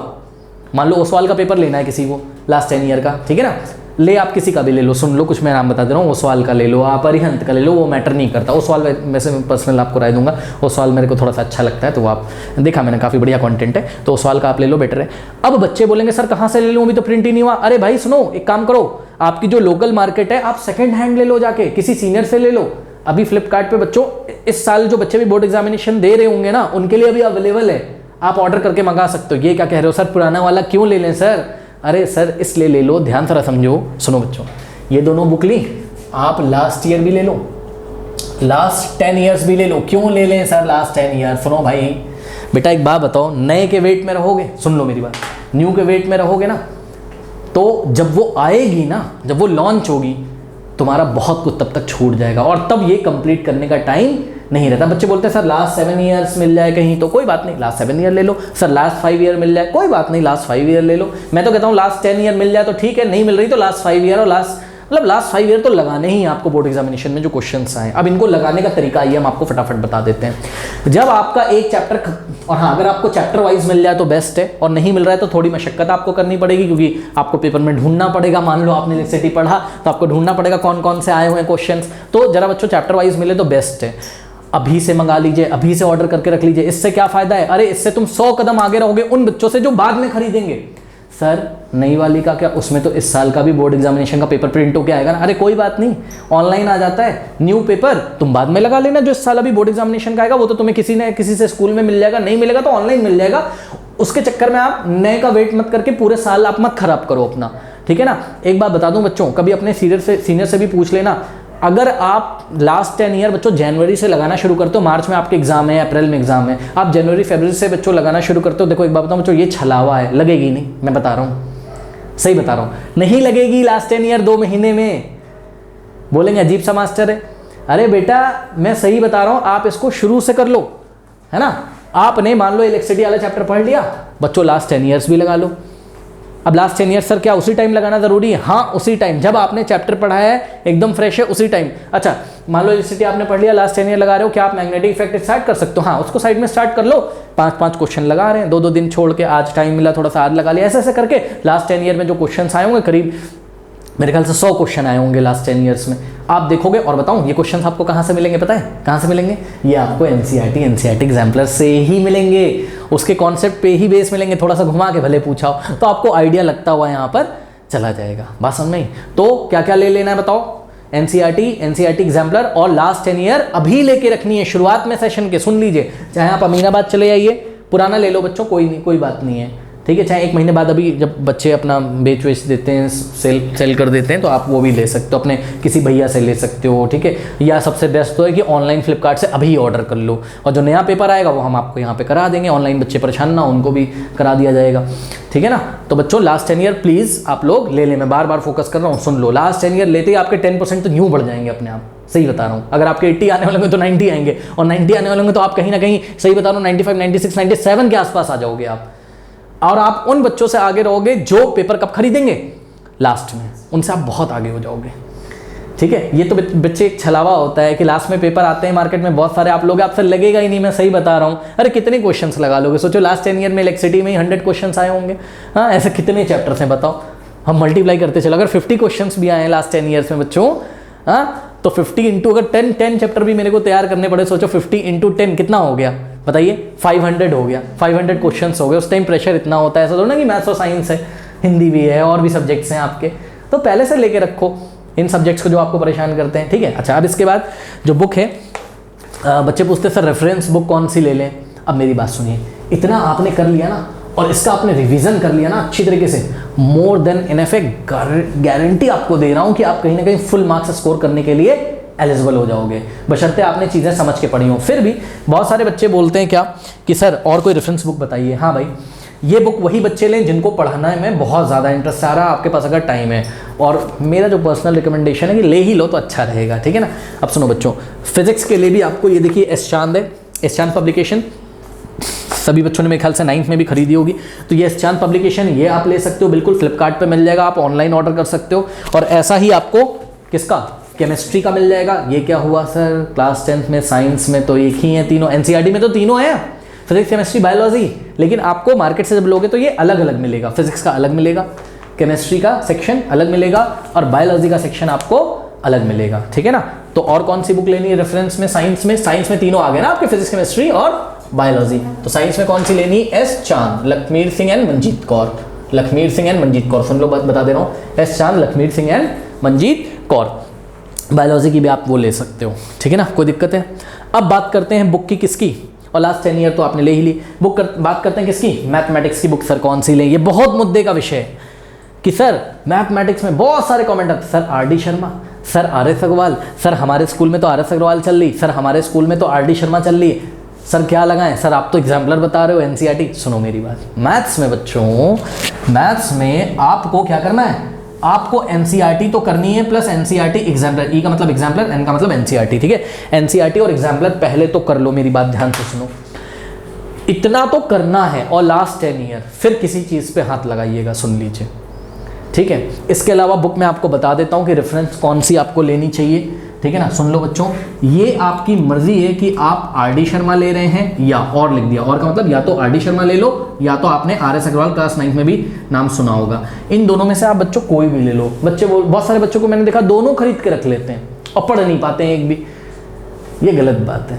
कोई भी एक ले लो दोनों में से, आपका स्कूल जो बोल रहा है आप वो ले लो। दोनों बुक बहुत अच्छी बुक है बच्चों। किसके लिए? लेकिन ये प्रैक्टिस के लिए। किसके लिए? प्रैक्टिस के लिए, ठीक है। इनके कॉन्सेप्ट कहां से निकल के आ रहे हैं बताइए? इनके कॉन्सेप्ट कहां से निकल के आ रहे हैं? एनसीईआरटी और एनसीईआरटी एग्जाम्पलर से। हाँ, आर.डी. शर्मा में आपको प्रूविंग वगैरह और आर.एस. अग्रवाल में कुछ एक्स्ट्रा भी दिए जो कि बोर्ड एग्जामिनेशन में देखिए कभी पूछा नहीं जाता है, लेकिन हाँ अपने नॉलेज को एनहांस करने के लिए बहुत ही अच्छा टूल है, मैं मना नहीं कर रहा हूँ। और मैथमेटिक्स तो ऐसा सब्जेक्ट है जितना लगाओ उतना कम है, ठीक है ना। तो एनसीईआरटी एग्जाम्पल और लास्ट 10 ईयर ये तो करना ही करना है। जिस बच्चे के पास टाइम बचता है इतना, एनसीईआरटी एग्जाम्पल और लास्ट 10 ईयर कर लिए ना बच्चों, अच्छी तरीके से रटना नहीं है, समझ के करना है, ठीक है। ये चैप्टर अगर आपने अच्छी तरीके से कर लिए ना, ये आपको 100 मार्क्स लाने के लिए एलिजिबल कर देगा, पक्का मैं बता रहा हूँ, एलिजिबल कर देगा, ठीक है। इससे बाहर कुछ नहीं आएगा। पर फिर भी बच्चों के पास, जिनके पास टाइम बचता है, बिल्कुल लगाओ आप आर.डी. शर्मा, मैं मना नहीं कर रहा हूँ। लेकिन आर.डी. शर्मा भी लेके रख रहे हो, आर.एस. अग्रवाल भी लेके रख रहे हो, तो दोनों जाल में नहीं फंसो, कोई एक ले लो, वो लगाओ आप, कोई नहीं मना कर रहा है, ठीक है ना। तो बुक्स हमने डिस्कस करा दी आपकी। अब आइए चलते हैं एक बहुत ही धमाकेदार टॉपिक पे अपने, that is what? Chemistry. Chemistry के लिए आजकल तो मैं बता रहा हूँ इतने सारे कमेंट आ रहे हैं, सर केमिस्ट्री से नफरत लग रही है, मन कर रहा है केमिस्ट्री बुक फाड़ के फेंक दूं। क्यों नफरत लग रही है? आइए जरा हम आपको बच्चों डिस्कस करते हैं। जो बच्चे नए भी आए हैं यहाँ, हम बता दें आपको कि क्लास 10th में केमिस्ट्री से आपको क्यों नफरत हो जाती है। तो नफरत इसलिए हो जाती है क्योंकि क्लास 10th में जो केमिस्ट्री है, अभी क्लास 10th की फिजिक्स की जब मैंने बात करी तो मैंने 9th क्लास की फिजिक्स की आपसे कोई बात नहीं करी, याद है? मैंने कुछ नहीं बोला कि आप मोशन पढ़ के आए हो कि नहीं पढ़ के आए हो। मैंने आपसे कुछ नहीं बोला कि आप लॉज ऑफ मोशन पढ़ के आए हो कि नहीं पढ़ के आए हो। मैंने आपसे नहीं बोला कि आप ग्रेविटेशन पढ़ के आए हो कि नहीं पढ़ के आए हो। जो 9th क्लास में आपने पढ़े थे सारे चैप्टर फिजिक्स में, वो आपको कहाँ पढ़ने पड़ेंगे अब? 11th में। और 10th क्लास का जो CBSE का फिजिक्स है वो 9th क्लास से बिल्कुल भी डिफर करता है। मतलब अगर अभी तक आपने 9th क्लास में फिजिक्स में ध्यान नहीं दिया, जो कि कोविड की वजह से हुआ, आप लोग ठीक से लगा के नहीं आए, आपका काम 100% चल जाएगा यहाँ से। 9th की फिजिक्स नहीं आती, कोई बात नहीं, 10th की स्टार्ट करोगे आराम से हो जाएगी। लेकिन 9th की अगर केमिस्ट्री नहीं आती है तो आपको यहाँ पे 10th की केमिस्ट्री परेशान करेगी। इसीलिए कमेंट आ रहे हैं चैनल पे ऐसे ऐसे कि बुक फाड़ दूंगा केमिस्ट्री की और ये कर दूंगा वो कर दूंगा। रिएक्शन ही नहीं याद हो रही है सर। पता है क्यों नहीं याद हो रही है? सुनो, क्योंकि बच्चों यहाँ पे थोड़ी सी हमसे मिस्टेक हो गई है। मिस्टेक मैं आपको बताता हूँ। 9th क्लास की केमिस्ट्री हमने क्या करी है? नहीं पढ़ी है सर। 9th क्लास की केमिस्ट्री हमने नहीं पढ़ी है। दो बहुत इंपॉर्टेंट चैप्टर थे वहाँ पे, मैं आपको बता दूँ 9th क्लास में कौन कौन से? एटम्स एंड मॉलिक्यूल्स, ठीक है, याद होगा आप लोग को, एटम्स एंड मॉलिक्यूल्स। और दूसरा कौन सा था? Structure of the atom, structure of the atom, ठीक है। इसी दोनों चैप्टर में क्लास 9th में केमिस्ट्री के बेसिक्स बताए गए हैं। और भी चैप्टर हैं, लेकिन अगर आपके पास टाइम नहीं तो मैं उनको नहीं बोलता हूँ। बट मैं इन दोनों चैप्टर को, जिनको केमिस्ट्री का कुछ नहीं पता है, आप ऐसे अगर 9th क्लास से 10th में आ गए हो, सही मैं बता रहा हूँ, अपने दिल से पूछो कि आपको केमिस्ट्री के ये सारे चैप्टर अच्छे तरीके से आते हैं। अगर नहीं आते हैं तो अभी टाइम है, पहले आप 9th क्लास के ये दोनों चैप्टर बच्चों पढ़ लीजिए। जिसने नहीं पढ़े सुन लीजिए, जो ऑफलाइन बच्चे भी आए और ऑनलाइन बच्चे भी, वरना आपको क्लास 10th की केमिस्ट्री में फील नहीं आएगा। आप साल भर चक्करों में फंसे रहोगे और आप फाइनली ये बोलोगे सर कुछ समझ में नहीं आ रहा है, क्या करें। फिर भी अगर आपके पास टाइम नहीं है तो आप अगर हमारे चैनल से फॉलो करना शुरू करेंगे तो पक्का आपको समझ में आएगा। क्योंकि यहाँ पर मैंने बच्चों ये मान के मैंने पढ़ाया हुआ है यहाँ पे, ठीक है। अब देखिए कुछ हर चीज़ तो मैं भी नहीं कवर कर पाऊंगा ना 9th की, बट फिर भी यहाँ पे मैं मान के पढ़ाता हूँ कि बच्चे ने 9th क्लास में अच्छी तरीके से नहीं पढ़ा है। मेरी पूरी कोशिश है। लेकिन आप अपनी भी तो कोशिश लगाओ कि अगर आपने नहीं पढ़ा है तो आप ये दोनों चैप्टर प्लीज़ कर लो। इसको करने में बताओ कितने दिन लगेंगे मुश्किल से। और इसमें आपको क्या करना है? इसमें आपको सिर्फ वीडियोज़ देखने क्लास के, बस, और कुछ नहीं करना है। इसमें मैं नहीं करूँगी NCERT लगा के आओ, एग्जाम्पल लगा के आओ, मत लगाओ।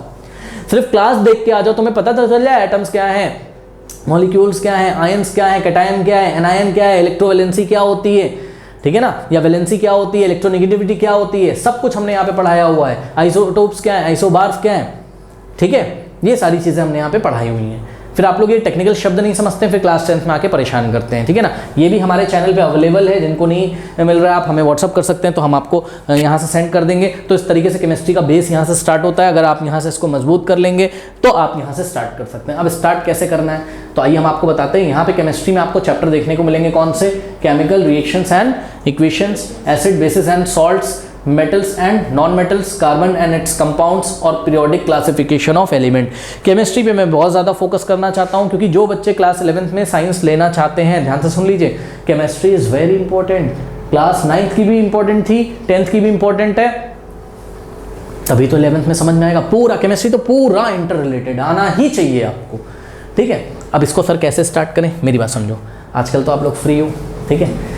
मेरा मानना है कहाँ से पढ़ाया जाता है स्कूल में, फर्स्ट चैप्टर से। मेरा क्या मानना है कहाँ से पढ़ाना चाहिए, पीरियोडिक क्लासिफिकेशन ऑफ एलिमेंट्स कब पढ़ाना चाहिए, सबसे पहले। ये मेरा पर्सनल राय है, इसमें बहुत सारे कॉन्सेप्ट्स ऐसे छुपे रहते हैं कि आपको कम से कम ये तो पता चल जाए ना, पीरियोडिक क्लासिफिकेशन ऑफ एलिमेंट्स मतलब किस तरीके से एलिमेंट्स का जो भी 180 एलिमेंट्स हैं हमारे जो अभी तक खोजे गए, उनका क्लासिफिकेशन कैसे किया गया है, कौन से मेटल्स हैं, कौन से नॉन मेटल्स है, हाइड्रोजन को ग्रुप नंबर 1 में क्यों रखा गया है, ग्रुप नंबर 17 में क्यों नहीं रखा गया है, नॉवल गैसेस क्या होती हैं। और जब ये आप चैप्टर पढ़ लोगे तो इसी चैप्टर में हमने अपने चैनल पे चैप्टर ही थोड़ा अजीब सा बनाया हुआ है। इस चैप्टर में हमने आपको वैलेंसीज वगैरह क्लास 9th में जो आपकी छूट गई वो सब लर्न कराने की कोशिश करी हुई है। तो अगर आपके पास टाइम है तो आप पहले क्या करें, पीरियोडिक क्लासिफिकेशन ऑफ एलिमेंट्स कर लें। ये एक तरीके से केमिस्ट्री का क्या है, बेसिक्स है। इससे आपको एलिमेंट के बारे में कुछ जानकारी मिल जाएगी, ठीक है, और बाकी चैप्टर्स आपको और अच्छी तरीके से समझ में आने लगेंगे। कुछ बच्चे अगर यहाँ से नहीं स्टार्ट करते हैं, यहाँ से भी कर सकते हैं, कोई दिक्कत नहीं है, लेकिन ये करने के बाद यहाँ से स्टार्ट करोगे ना अगर, तो आपको बेहतर समझ में आएगा, केमिस्ट्री की भाषा आपको समझ में आने लगेगी। बात समझ में। इसमें भी क्या करना है बताइए, पीरियोडिक क्लासिफिकेशन ऑफ एलिमेंट, काम वही तीनों करने हैं, वीडियोस देखने, नोट्स बनाना है, एनसीईआरटी के सॉल्यूशन के वीडियोस देखने, फिर एनसीईआरटी एग्जाम्पलर के वीडियोस देखने हैं। सर देखने क्यों कर रहे हैं, हम तो बुक से पढ़ लेंगे। अरे भाई इसलिए कह रहा हूँ देखने के लिए, बोला ना मैंने, हर क्वेश्चन में मैंने आपको बताया है कि और भी क्या पूछा जा सकता है, पूरा आपको फील कराया हुआ है। एकदम सही बता रहा है, मास्टर हो जाओगे, एकदम एक्सपर्ट हो जाओगे सब्जेक्ट के अपने क्लास 10th में, मजा आ जाएगा तुमको एकदम। कोई भी तुमसे क्वेश्चन पूछेगा क्लास 10 में, तुम्हारी जबान पे उसका जवाब होगा, गारंटीड बता रहा हूँ, ठीक है। लेकिन फिर से वही चीज़ है बार बार, क्या 1 घंटे में फिनिश नहीं होगा, टाइम देना पड़ेगा इसमें। टाइम दोगे ना, जैसे भाई बड़े बड़े महात्मा होते हैं जो ज्ञान की प्राप्ति करते हैं ना। अब आपको ये शब्द सुनने में काफ़ी भारी भरकम लग रहे होंगे, लेकिन आपको भी यही करना है क्लास 10 में, ज्ञान की प्राप्ति करनी है। और ज्ञान की प्राप्ति करने में 1 घंटे में ज्ञान की प्राप्ति नहीं होती है, ठीक है ना। ज्ञान की प्राप्ति होती है, आपको टाइम देना पड़ेगा। ये पबजी थोड़ी ना खेलना है कि खेल के हटा दोगे। बहुत सारे बच्चों तो समझ रहे हो ना, पबजी समझते हैं इसको, पबजी नहीं है ये, टाइम लगेगा इसमें। वैसे भी पबजी भी काफ़ी देर तक खेलते हैं चलो कोई बात नहीं। बहुत सारे कमेंट आते हैं, कहते हैं सर गेमिंग हैबिट नहीं छूट रही, मैं क्या करूं, इसमें मैं क्या करूं ये बताओ। हाँ आप छोड़ो, आपको देखना है फ्यूचर में किस तरीके से आपके माँ बाप के क्या सपने हैं, किस तरीके से आपका लाइफ स्टाइल होना चाहिए आगे। हाँ बड़े हो गए, आपका कोई बच्चे नहीं हो, आप अपना फ्यूचर समझ के चलो। हाँ आप गूगल पे सर्च किया करो क्या करियर ऑप्शंस हैं साइंस को लेके आगे, या जिस भी सब्जेक्ट में आपको इंटरेस्ट आ रहा है। तो ये सब चीज़ें बच्चों आप लोग अभी से करना शुरू कर दिए। अब आप कोई बच्चे नहीं रहे, ठीक है ना। नॉलेज लेना शुरू करो अच्छी तरीके से सब्जेक्ट्स की, अपने करियर के बारे में आप क्या क्या कर सकते हो, ठीक है ना। बहुत सारी उसके बारे में भी कभी बाद में बात करेंगे। लौट के यहाँ पे आते हैं। तो बच्चों केमिकल रिएक्शंस एंड इक्वेशंस करना है, फिर आपका ये सीधे ऐसे ही चलता रहेगा, ठीक है। फिर क्या है, एसिड बेस एंड सॉल्ट्स।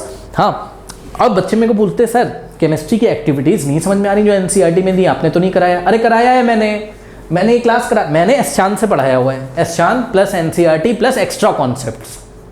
मेरे वीडियो में आपको एक्स्ट्रा कॉन्सेप्ट देखने को मिलेंगे, हाँ पक्का देखने को मिलेंगे। बच्चे बोलते हैं सर ये कहाँ से करा रहे हो, ये तो एनसीईआरटी में दिया नहीं। अरे ये मैं तुम्हारे फ्यूचर को देखते हुए करा रहा हूँ, ताकि तुमको सब्जेक्ट में फील आ जाए, तुम बेहतर परफॉर्म करो, और मैं क्यों करा रहा हूँ। हाँ मेरे पास क्या भाई फालतू का टाइम है क्या कि मैं वीडियो ही बनाता रहा हूँ, 4-4 हज़ार वीडियोज़ कर चुका हूँ अभी तक। हाँ मैं ये देखते हुए करता हूँ कि जो भी बच्चा उसको अच्छी तरीके से फॉलो कर रहा होगा उसका कहीं ना कहीं सिलेक्शन हो जाएगा आने वाले टाइम में, फ्यूचर में। बढ़िया। मैं सिर्फ इसलिए नहीं करता हूँ अपने वीडियोस कि आपको बोर्ड एग्जामिनेशन में बस 95, 97, 98, 99 लेके आना है। मैं इसलिए करता हूँ अपने वीडियोस एक अच्छा आदमी आपको बनाने के लिए। भविष्य में अगर सीधी सी बात है यार, तुम्हारे कॉन्सेप्ट अगर क्लियर होंगे तो इंटरेस्ट आने लगेगा, सब्जेक्ट में इंटरेस्ट आने लगेगा, कोई एग्जामिनेशन निकाल दोगे बढ़िया से। हाँ मोस्ट ऑफ द बच्चे क्यों नहीं क्वालिफाई कर पाते, उनका इंटरेस्ट ही नहीं आ पाता है। और सबसे ज़्यादा इंटरेस्ट कहाँ पे किल होता है, क्लास 9th और 10th में। बेसिक नहीं क्लियर होता है ना, तो वो ज़बरदस्ती साइंस ले भी लेता है, वो चला नहीं पाता है। ले तो लेता है, वो चला नहीं पाता है, वो उसका मन ही जानता है कि किस तरीके से मेरी चीज़ें चल रही हैं। तो आप अभी से कर लो बच्चों, क्या दिक्कत है, तो कोई टाइम नहीं लगा, तो अभी तो तुम्हें पूरा गाइडेंस मिल रहा है यहाँ से, ठीक है ना। चलो तो बच्चों एसिड बेस एंड सॉल्ट्स आपको यहाँ से करना है। उसके बाद आपको क्या स्टार्ट करना है, मेटल्स एंड नॉन मेटल्स, ठीक है ना।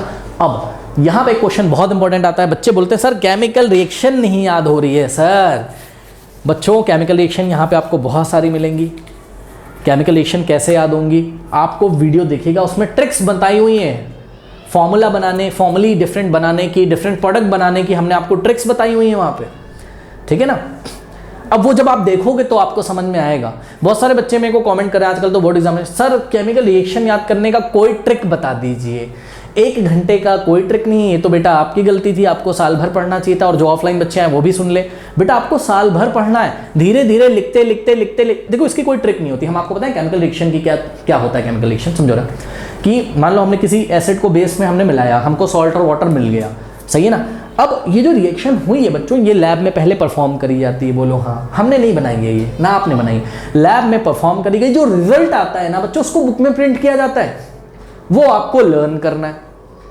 बात समझिए जरा, ठीक है ना। तो हम इसका कैसे ट्रिक बता दें, क्योंकि कुछ बच्चे पता नहीं क्या क्या ट्रिक्स निकालते, सर ऐसा ऐसा मिला तो ए मिला, बी मिला तो सी और डी ही क्यों बना, ई और एफ क्यों नहीं बना प्रोडक्ट में। अरे भाई नेचर में जैसा होता है, नेचर की what is science, science is the study of nature ना। तो नेचर में जो आप स्टडी कर रहे हो आप, वही तो बुक में प्रिंट होगा, वही तो आपको लर्न करना पड़ेगा। हाँ इतना जरूर कर सकता हूं मैं कि इसको बच्चों लर्न करने का कोई मैं ट्रिक बता दूं आपको, हाँ अपने एक्सपीरियंस से कोई तरीका बता दूं मैं रिएक्शन बनाने का, तो वो तरीके मैंने बनाए हो। लेकिन अगर आप कोई ये चाहो कि 30 मिनट में कोई ऐसा वीडियो इस टाइम ले आए कि, या 30 मिनट की हम आपकी कोई क्लास कर दें कि आप सारी केमिकल रिएक्शन एक ही वीडियो में कर, इम्पॉसिबल। और जो लोग ऐसा बना रहे हो आपके भविष्य के साथ खेल रहे, ठीक है। तो ऐसा नहीं हो सकता। आपको साल भर टाइम दोगे, देखना आपको सारी केमिकल रिएक्शन अपने आप याद होने लगी। बनाना मैंने सिखाया है, अब कुछ रिएक्शन यहाँ याद करोगे, कुछ यहाँ याद करोगे, ठीक है। कुछ रिएक्शंस यहाँ आएंगी तो वो बोलेगा as you already studied in the previous chapter. फिर जब 2-3 बार आप साल भर में करोगे, आपको अपने आप चीज़ें याद होने लगेंगी। बात समझ नहीं। तो ये केमिकल रिएक्शन बच्चों आपको धीरे धीरे फील होगा, जब आप वीडियोस देखोगे ना तो आप देखिएगा किस तरीके से कराया है हमने, ठीक है। धीरे धीरे आपको फील होंगी चीज़ें अपने आप, धीरे धीरे। ये टाइम टेकिंग प्रोसेस है बच्चों, केमिस्ट्री की केमिकल रिएक्शन। ये एक दिन में नहीं याद होंगी, ये आप 2 बार 3 बार 4 बार देखोगे किस तरीके से हमने फॉर्मूले बनाए, फिर धीरे धीरे इतने एक्सपर्ट हो जाओगे। सही बता रहे हैं, आप कोई केमिकल रिएक्शन भूलोगे ही नहीं। लेकिन शर्त है कि शुरू से आपको फॉलो करना, एक दिन में नहीं होगा ये कोई, ठीक है ना। ओके, उसके बाद आते हैं the very important chapter and very very very समझदार चैप्टर। बहुत ही प्यारा सा, नन्हा सा, मुन्ना सा तो नहीं है ये चैप्टर, काफ़ी बड़ा चैप्टर है। Carbon and its compounds. क्यों है ये इतना खास चैप्टर? ये इतना खास चैप्टर इसलिए है क्योंकि क्लास 11th और 12th में आप जाओगे, बहुत सारे दीदी उदी भैया ये से पूछना, क्लास 11th के भी जो कोई दीदी भैया मिले आपको तो पूछना, बोलते सर ऑर्गेनिक नहीं समझ में आ रही है। सर सुना भी होगा आपने अपने स्कूल में, बोलेंगे ऑर्गेनिक बहुत टफ है, ऑर्गेनिक नहीं समझ में आ रही। अरे भाई क्यों नहीं समझ में आ रही है? क्लास 10th में पढ़ाया गया है बेसिक इसका, आप 10th में समझ के ही नहीं गए कि कार्बन मिलियंस ऑफ कंपाउंड क्यों बनाता है, कार्बन बॉन्डिंग कैसे करता है, कार्बन के एलोट्रोप्स क्या होते हैं, कार्बन किस तरीके से रिएक्शन दिखाता है, चाहे वो एडिशन रिएक्शन हो और चाहे वो कंबशन रिएक्शन हो और डिफरेंट टाइप के और भी जो रिएक्शंस हो। सोप क्या होता है, मिसल्स क्या होते हैं, डिटर्जेंट कैसे काम करता है, सोप कैसे, ये सब क्लास 10th में पढ़ाया गया, ठीक है। बॉन्ड कैसे टूटते हैं, ये सब हमने अपनी वीडियोस में, IUPAC, IUPAC नेम आप देखोगे, ठीक है। अब बच्चे बोलते सर सिलेबस में तो नहीं आ रहा है, सर इस साल तो नहीं आया था, क्या इस साल आएगा सर? सर तो क्या आप वेट करते रहोगे? सर आप अपना स्टार्ट करो ना। और मैंने बोला ना, चाहे रिड्यूस हो के आए सिलेबस, आपको क्या करना है, पूरा भविष्य में पढ़ना है कि छोड़ देना है। क्लास 11 का टीचर तो तुमसे बोल देगा कि you had already studied in class 10 so we will proceed. यहाँ सब हम आगे बढ़ते हैं, ठीक है। आप लोग अपना समझ लेना, आप लोग अपना देख लेना। फिर बाबूजी को समझ ही नहीं आता है कि ये मामला कहाँ से आया, फिर याद आता है कि वो तो कोविड था तो हम छोड़ के आए थे वहाँ पे क्लास 10th में, ठीक है ना। तो छोड़ना नहीं है, इसको भी आपको पूरा कंप्लीट करना है। बहुत ही प्यारा चैप्टर है, इसमें मज़ा आने वाली है, ठीक है ना। और मैं आपको बता दूं कि जब केमिस्ट्री में आपको कैसे चलना है मैंने आपको बता दिया। पीरियोडिक टेबल जब ये चैप्टर्स करके आए आप, तभी इस चैप्टर को उठाइएगा। ऐसा नहीं कि कार्बन कंपाउंड शुरू में उठा लिया, पता नहीं कोवेलेंट बॉन्ड क्या होता है, आयनिक बॉन्ड क्या होता है, कार्बन कंपाउंड पढ़ने लगे उठा के, तो कहाँ से समझ में आएगा? प्रोसेस समझ में आया केमिस्ट्री का, क्या atom and molecules, structure of the atom, class 9 का पूरा आना चाहिए, तब आगे बढ़ना। उसके बाद क्या स्टार्ट करना है, पीरियोडिक क्लासिफिकेशन ऑफ एलिमेंट्स। यहाँ से तुम्हें मज़ा आएगा, कुछ केमिस्ट्री की भाषा समझ में आएगी, बेसिक केमिस्ट्री हो जाएगी इतनी तुम्हारी यहाँ से, क्या क्या करने से, atom molecules, structure of the atom, periodic classification of elements, उसके बाद यहाँ से स्टार्ट कर लीजिए। कोई डाउट है बताइए? आते हैं मैथमेटिक्स पे। केमिस्ट्री को हल्के में मत लेना वरना ये तुम्हें हल्का कर देगी, मैं बता दे रहा हूँ। अच्छा बायोलॉजी का क्या सर? बायोलॉजी नहीं कराया सर, अभी अपलोड नहीं किया। उसमें बच्चों हमारे साथ समस्या है क्योंकि हमारे पास स्मार्ट बोर्ड नहीं है, तो हमें बहुत सारे डायग्राम्स वगैरह उसमें दिखाने होंगे। कोशिश करेंगे इस साल बायोलॉजी लाने की। वैसे हमने बता रखा है अपने चैनल पे कि कौन कौन से चैनल से आप लोग बायोलॉजी पढ़ सकते हैं, ठीक है। तो कोशिश पूरी करेंगे, देखते हैं अगर आप लोग का सपोर्ट रहा तो बिल्कुल स्मार्ट बोर्ड भी आएगा, हाँ बायोलॉजी भी चलेगी, हाँ और भी बढ़िया बढ़िया चीज़ें चलेंगी। अब स्मार्ट बोर्ड ना होने की वजह से आप समझिए कि हमने CBSE ने सैम्पल पेपर क्या नाम है लॉन्च किया था, तो उसके 1-2 क्वेश्चन हैं। अब उसमें डायग्राम बन के आ गया, वाइट बोर्ड पे हम कितना बना दें उसको, वो अजीब टाइप के डायग्राम है, तो वो स्मार्ट बोर्ड पे ही आ सकता है, तो वो क्वेश्चन छोड़ दिए। अब बच्चों ने जो है कमेंट पे कमेंट सर ये वाला नहीं कराया, लगता है सर को आता नहीं। हाँ भाई नहीं आता ही समझ लो। बेटा वो मैं बनाऊंगा कैसे वाइट बोर्ड पे, नहीं बन रहा है वो, मैंने बहुत ट्राई किया उसको, मैं 2-2 बजे तक मैंने पेपर पे भी रिकॉर्ड करने की कोशिश करी, वो नहीं हो पा रहा है। तो देखेंगे किसी दिन प्रोजेक्टर लगा के उसको बोर्ड एग्जामिनेशन के पहले कर देंगे, कोई बात नहीं। चलो स्टार्ट करते हैं, मैथमेटिक्स की बात करते हैं। अब सुनो मेरी बात। मैथमेटिक्स में बच्चों स्टार्ट होता है आपका चैप्टर नंबर 1 रियल नंबर से, और फिनिश होता है आपका कहाँ? प्रोबेबिलिटी पे। किस तरीके से पढ़ना है आइए हम आपको बताते हैं। काम वही सारे करने हैं, वीडियोस देखने हैं, वीडियो देखते देखते नोट्स बनाने हैं। अब सुनो, साइंस में क्या करते हैं बच्चे, एनसीईआरटी की थ्योरी पढ़ लेते हैं, लेकिन मैथ्स में भाई एक बात बताओ, क्या एनसीईआरटी बेवकूफ़ तो है नहीं जो उसने थ्योरी दे रखी है एग्जाम्पल से पहले? वो आप लोग नहीं पढ़ते हो। सर क्या मुझे पढ़ना है, अब थ्योरी भी पढ़नी होगी मैथ्स की? आप नहीं पढ़ो, आप वीडियोस देख लो। मैंने पता है एनसीईआरटी की हर एक बात कवर करी हुई है बच्चों। कभी कभी बोर्ड एग्जामिनेशन में उस थ्योरी में से ही क्वेश्चन आ जाता है 1 मार्कर। मैंने आपको बताया ना कि 90 तो सब लोग ले आएंगे, 90 के ऊपर कहाँ से क्वेश्चंस आते हैं? इन्हीं सब चीज़ों में से आते हैं। मैं जब कोई भी चैप्टर स्टार्ट करता हूँ अपने चैनल पे, तो आप देखोगे बच्चों मैं पहले वहाँ के कॉन्सेप्ट्स कवर करता हूँ। कोई भी एक्सरसाइज स्टार्ट होने वाली होगी, पहले मैं उसका इंट्रोडक्शन करता हूँ। बच्चे क्या करते हैं, सीधे एक्सरसाइज लगाने लगते हैं। अरे भाई इंट्रोडक्शन नहीं पढ़ोगे तो आपको एनसीईआरटी के एग्जाम्पल्स भी नहीं मिस करने, और एनसीईआरटी का कोई भी चैप्टर स्टार्ट होने से पहले जो थ्योरी दी हुई है, जैसे कि बच्चों ये रियल नंबर वाला जो फर्स्ट चैप्टर है, ठीक है, बच्चे मेरे को पूछते हैं क्लास 10 में सबसे टफ चैप्टर बता दो, रियल नंबर है। जाओ, सबसे टफ चैप्टर यही है। क्यों सर, क्यों बोल रहे हैं ऐसा? बच्चों बहुत सारी चीज़ें इसमें छुपी हुई हैं, अगर आप इसको ठीक से पढ़ना शुरू करोगे ना तो आपको पता चलेगा, ठीक है ना। एक छोटा सा आपको एग्जाम्पल दूँ मैं रियल नंबर में। पता है एलसीएम और एचसीएफ का बोर्ड एग्जामिनेशन में क्वेश्चन आता है। अब वो वाला एलसीएम एचसीएफ में समझने लग गया जो तुम क्लास 8 में निकालते थे फैक्टर करके, है ना। होता वैसे ही है यहाँ पे बच्चों, क्लास 10th में आता है बोर्ड एग्जामिनेशन में वर्ड प्रॉब्लम। अब उनको यही नहीं समझ में आता, सोचो लास्ट 10 ईयर भी लगा के चले जाते हैं, ठीक, एनसीईआरटी भी लगा के चले गए, तब भी वहाँ पर उनको ये नहीं समझ में आ रहा है कि एचसीएफ निकालना है कि एलसीएम निकालना है। कोई वर्ड प्रॉब्लम दे देगा, एचसीएफ एलसीएम में ही कंफ्यूज हो जाते हैं। पता है क्यों हो जाते हो कंफ्यूज? वो क्वेश्चन तुम्हारा 2 मार्कर आता है, छूट जाता है। इस साल भी सैम्पल प्रॉब्लम में बोर्ड एग्जामिनेशन में दिया हुआ है, ठीक है ना। वो तुम्हारा इसलिए छूट जाता है क्योंकि तुमको you don't know what is the definition of LCM and HCF. आपको मीनिंग ही नहीं पता कि एलसीएम और एचसीएफ, और कोई टीचर भी आपको बताता कहता कुछ नहीं करना है, ये वाले में ऐसे ऐसे इसमें निकालना है एलसीएम, सब बच्चे निकाले। अरे एलसीएम कौन नहीं निकाल पाता यार? एलसीएम क्यों निकालना है ये आपको सीखना है, और एचसीएफ क्यों निकालना है ये आपको सीखना है। एनसीईआरटी में बड़ी प्यारी सी डेफिनेशन दे रखी है एलसीएम और एचसीएफ की, वो आप फॉलो करोगे चैप्टर, आप देखिएगा, अपनी बुक ओपन करके बैठिएगा, जब वीडियो देखा करिए तो अपनी बुक भी ओपन कर लिया करिए एनसीईआरटी, सही है। और जब आप साइंस के वीडियोस देखिए मेरे, तो आप एसचांद ओपन कर लिया करो, वहाँ से आपको कंटेंट मिल जाएगा, बता दे रहा हूँ, वहाँ से काफ़ी कुछ हमने कराया हुआ है, ठीक है ना। तो बच्चों ये बहुत इंपॉर्टेंट चैप्टर है। सर क्या मुझको पूरा करना है? हर एक चैप्टर को आप पहले पूरा करो, सिलेबस रिड्यूस हो जाए तो बच्चों को बाद में देख लेना। बहुत सारे बच्चे आजकल कमेंट कर रहे हैं सर सिलेबस रिड्यूस वाला बताओ, रिड्यूस वाला कैसे बता दें तुमको लास्ट मोमेंट में जब तुमने साल भर पढ़ा ही नहीं। कौन ऐसा टीचर जो तुमको टिक कर करके देगा, हाँ देखो ये क्वेश्चन नंबर 7 मत करना, ये रिड्यूस वाले में से हटा दिया गया है, ये मत, ऐसा कोई नहीं। जब आप पूरा पढ़ लोगे बच्चों, मैं सही बता रहा हूँ, आप इतने मैच्योर खुद हो जाओगे, जब आपका सर्कुलर आएगा ना या जो भी शेड्यूल आएगा सीबीएसई की तरफ से, रिड्यूस कर देंगे वो लोग, आप खुद ही पहचान जाओगे बच्चों, गारंटी दे रहा हूँ। आप इतने मैच्योर हो जाओगे ये सब करने के बाद, आपको किसी टीचर से पूछने की जरूरत नहीं पड़ेगी कि सर कौन सा वाला ना पढ़ें, कौन कौन सा रिवाइज ना करें। अरे बेटा तुम्हें खुद ही पता चल जाएगा तुम चीज़ें। और एक बात बताऊं, जो है सिलेबस में और जो नहीं है उनका भी रिश्ता है, पढ़ना सारा है, तभी तुम्हें फील आएगा, और जब फील आएगा तभी 90 से ऊपर आएगा, जब फील आएगा तभी 90 से ऊपर आएगा, ठीक है ना। तो बहरहाल अब तो बच्चों ये भी इसमें काम वही करना है आपको, क्या एनसीईआरटी सॉल्यूशंस, फिर एनसीईआरटी एग्जाम्पलर, और अगर आपके पास समय बचता है तो RD शर्मा। और लास्ट 10 ईयर को तो तुरंत करना है, जैसे ही आपको टाइम मिले लास्ट 10 ईयर से 5 क्वेश्चन उठाते रहिए उस चैप्टर के और करते रहिए, ठीक है ना। तो सबसे टफ चैप्टर मैं इसको मानता हूँ, जब आप सॉल्व करोगे तो आपको पता चल जाएगा।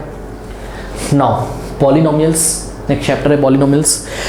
पॉलिनोमियल में बच्चों आपको इसको भी नो डाउट अच्छी तरीके से पढ़ के जाना है, क्योंकि क्लास 12th में एक चैप्टर आएगा जिसको हम बोलते हैं रिलेशन एंड फंक्शंस, ठीक है। तो वहाँ पर बच्चों रिलेशन एंड फंक्शंस में इन दोनों ही चैप्टर्स का, किसका, रियल नंबर का, और वहाँ पे एक फंक्शन है जिसका नाम है पॉलिनोमियल फंक्शंस, इन दोनों ही चैप्टर का भरपूर यूज़ है।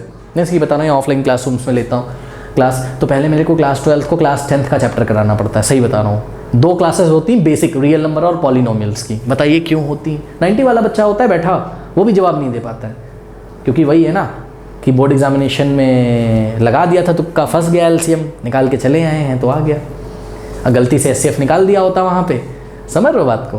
तो आपको अपने कॉन्सेप्ट क्लियर करने हैं। अगर आप अपने कॉन्सेप्ट क्लियर करोगे, आपके सिद्धांत क्लियर होंगे सारे मैथमेटिक्स के, फिजिक्स के, तो कैसा भी सवाल आएगा आपसे बन जाएगा। आप रटने के चक्कर में रहोगे कि क्वेश्चन नंबर 2 ऐसे होगा, 3 ऐसे होगा, अच्छा NCERT का क्वेश्चन नंबर 5, हाँ मुझको तो आंसर भी याद है, 25.4 आ रहा है, रॉन्ग मेथड, रॉन्ग। और आपने अपनी क्लास में बहुत सारे ऐसे बच्चे देखे होंगे, नहीं, अरे ये क्या एक्सरसाइज 2.2 का ला ला ला ला, अच्छा 7, अबे लाओ बता रहे हैं ऐसे होगा। देखे होंगे आपने ऐसे बहुत सारे बच्चों को, बोले इसका तो मुझे आंसर भी याद है, लेकिन सही बता रहा हूँ वैसा एक सिमिलर क्वेश्चन दे दो तब क्यों नहीं बचता, और सडनली दे दो, अचानक दे दो, कोई टेस्ट ले लो वैसा क्वेश्चन दे दो, क्यों नहीं बनता?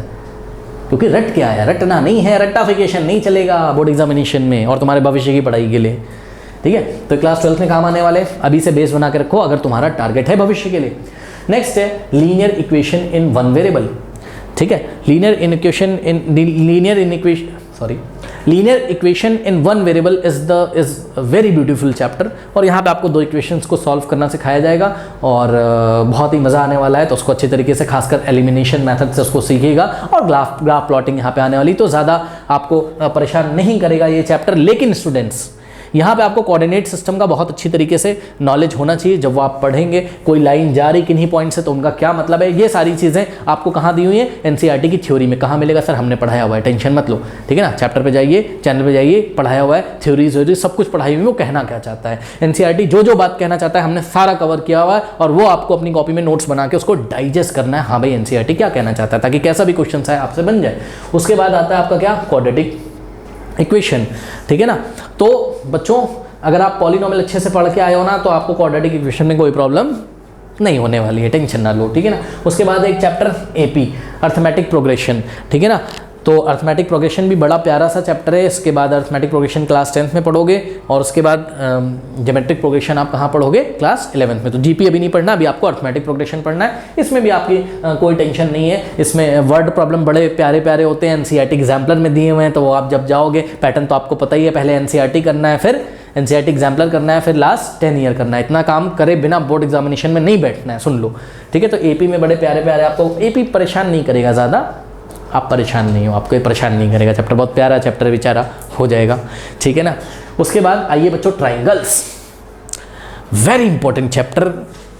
लास्ट ईयर आपने ट्राइंगल की क्या पढ़ी थी, ट्राइंगल कैसे कॉन्ग्रेंट होते हैं। इस साल आप पढ़ोगे ट्राइंगल कैसे सिमिलर होते हैं। लास्ट ईयर आपने पढ़ा था ट्राइंगल की कॉन्ग्रेंट होने का क्राइटेरिया, ठीक है।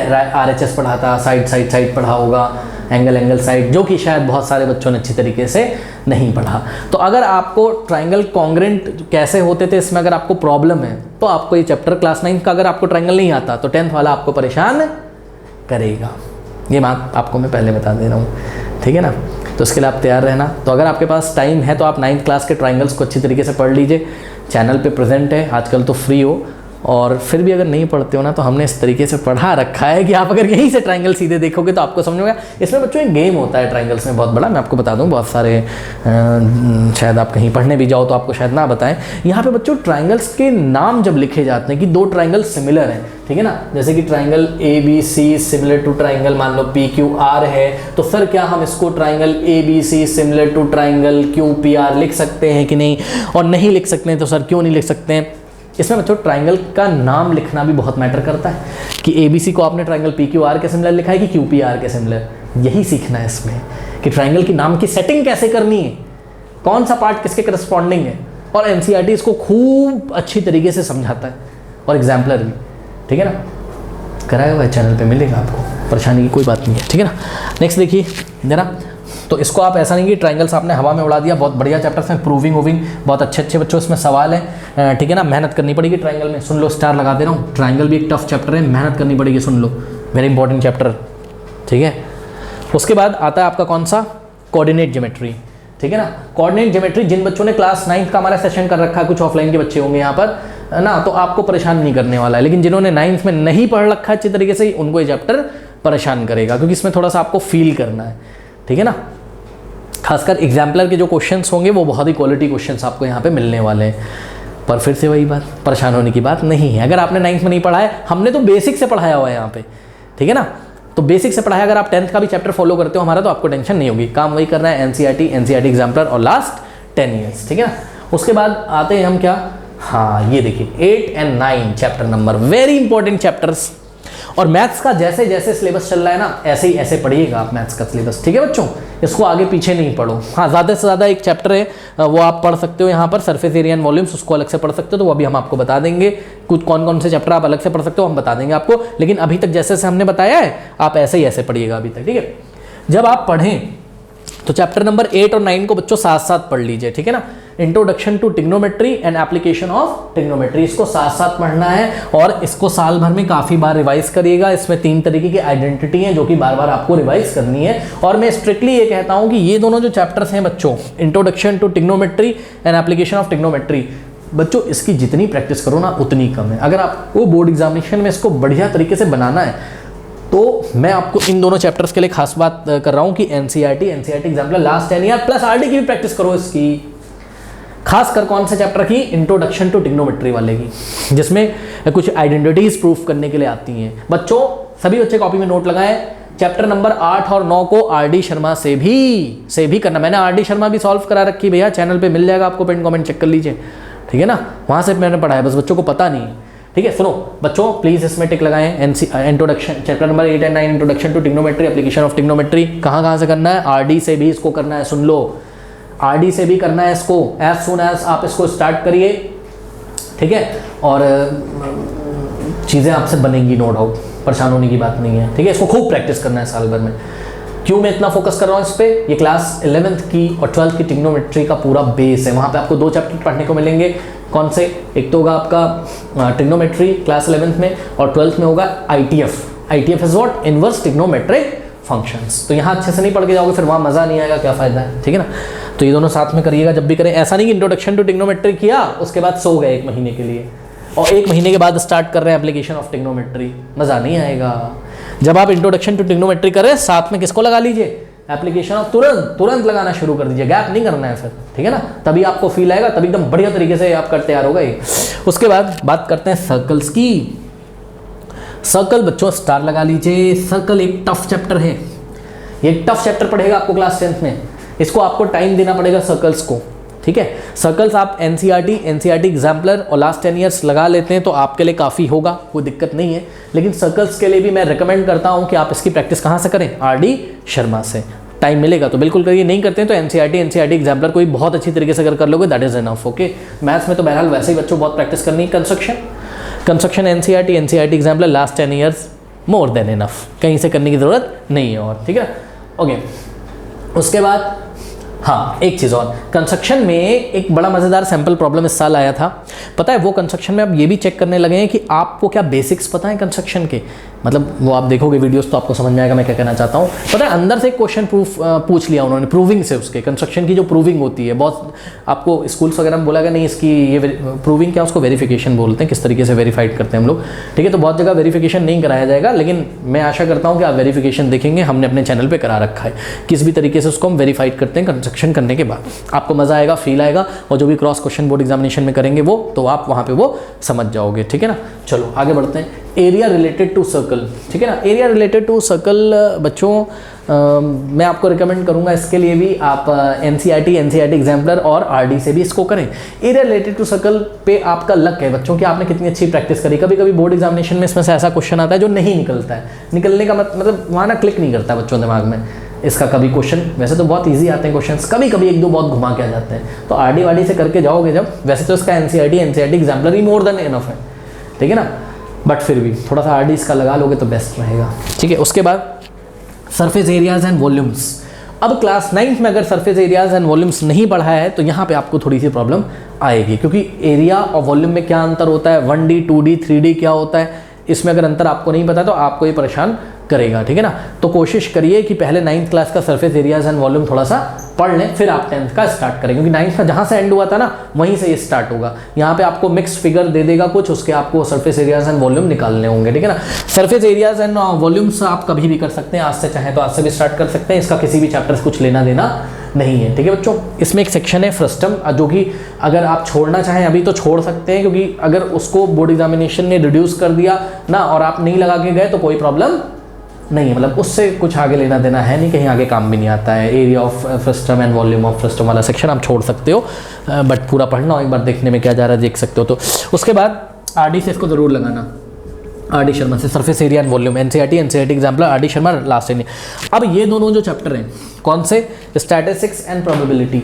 स्टैटिस्टिक्स एंड प्रोबेबिलिटी को आपको क्या करना है, साथ साथ पढ़ना है, ठीक है ना। ऐसा नहीं कि स्टैटिस्टिक्स उठा के पढ़ा और प्रोबेबिलिटी पढ़ना है 3 महीने बाद, नहीं, या प्रोबेबिलिटी उठा के पढ़ लिया, नहीं, पहले स्टैटिस्टिक्स पढ़ना है और फिर क्या पढ़ना है आपको, प्रोबेबिलिटी पढ़ना है। कैसे पढ़ना है सर, वही चीज़ आपका NCERT और NCERT एग्जाम्पलर। आपको NCERT एग्जाम्पलर में ये दोनों चैप्टर साथ साथ मिलेंगे, सुन लीजिए, स्टैटिस्टिक्स और प्रोबेबिलिटी आपको साथ साथ मिलेंगे। उसमें देखिएगा एक ही चैप्टर में स्टैटिस्टिक्स एंड प्रोबेबिलिटी करके, ठीक है ना। और इसका NCERT एग्जाम्पलर तो भाई रामबाण है, अमृत है।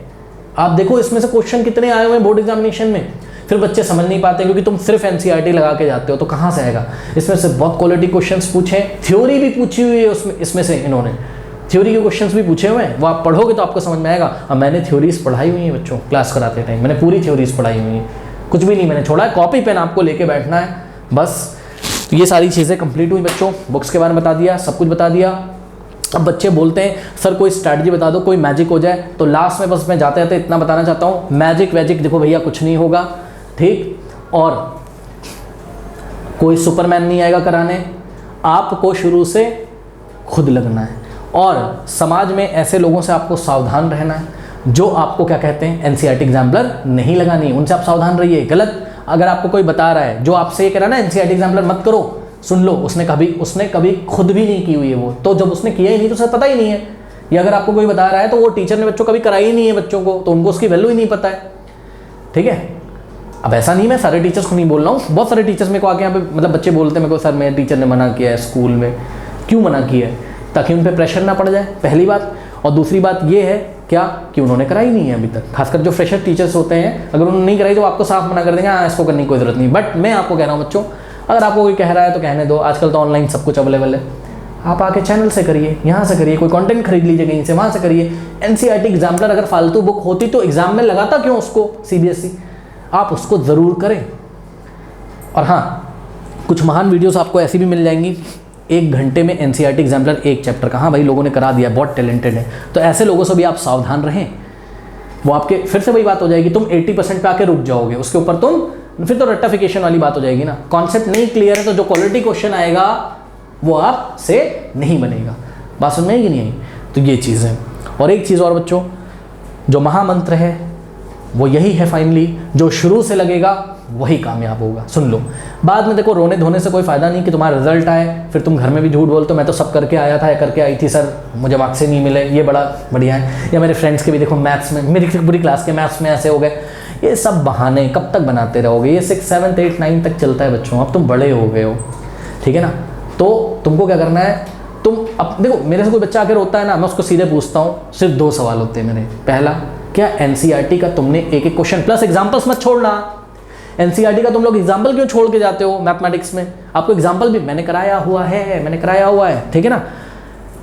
एग्जाम्पलर के सैम्पल प्रॉब्लम क्यों छोड़ के जाते हो, तो मेरा उनसे यही सवाल होता है, बेटा क्या तुमने NCERT और NCERT एग्जाम्पलर पूरी लगाई थी। अलग ले जाता हूँ मैं उनको, पूछता हूँ अलग रूम में, बच्चे सच तुमसे 2 ही क्वेश्चन पूछूंगा, NCERT और NCERT एग्जाम्पलर लगाई, बोलेगा यस सर, 1-2 बार में बता देता है, नो सर पूरी नहीं लगाई थी सर एग्जाम्पल्स तो नहीं लगाए थे सर, नहीं। बस जैसे तैसे एक्सरसाइज कंप्लीट करके पहुंच जाओगे ना, नहीं काम चलेगा, ठीक है। लगाना है आपको, ढंग से लगाना है, ठीक है, अच्छी तरीके से लगाना है। एक चीज़ और, आसपास के बच्चों को देख के फ्रस्ट्रेट नहीं होना है। आप लोग क्या करते हो, आपका कोई दोस्त आके आपको बोलेगा अरे यार अभी तो पहले ही चैप्टर पर फंसा हुआ है, मेरे तो 3 फिजिक्स के भी हो गए। अभी आप देखिएगा एक से एक महान अनुभव निकलेंगे, जुलाई तक सिलेबस खत्म कर देते हैं भाई। बहुत ज़्यादा बता दिया मैंने, अभी होली के बाद ही खत्म कर देंगे। बहुत सारे लोग बोलेंगे मेरे भैया आए थे, पूरा करा दिया, सारा करा दिया। कुछ नहीं, 4 फिजिक्स में, बस सोर्स ऑफ एनर्जी तो आ ही नहीं रहा है, उसको हमने छोड़ दिया।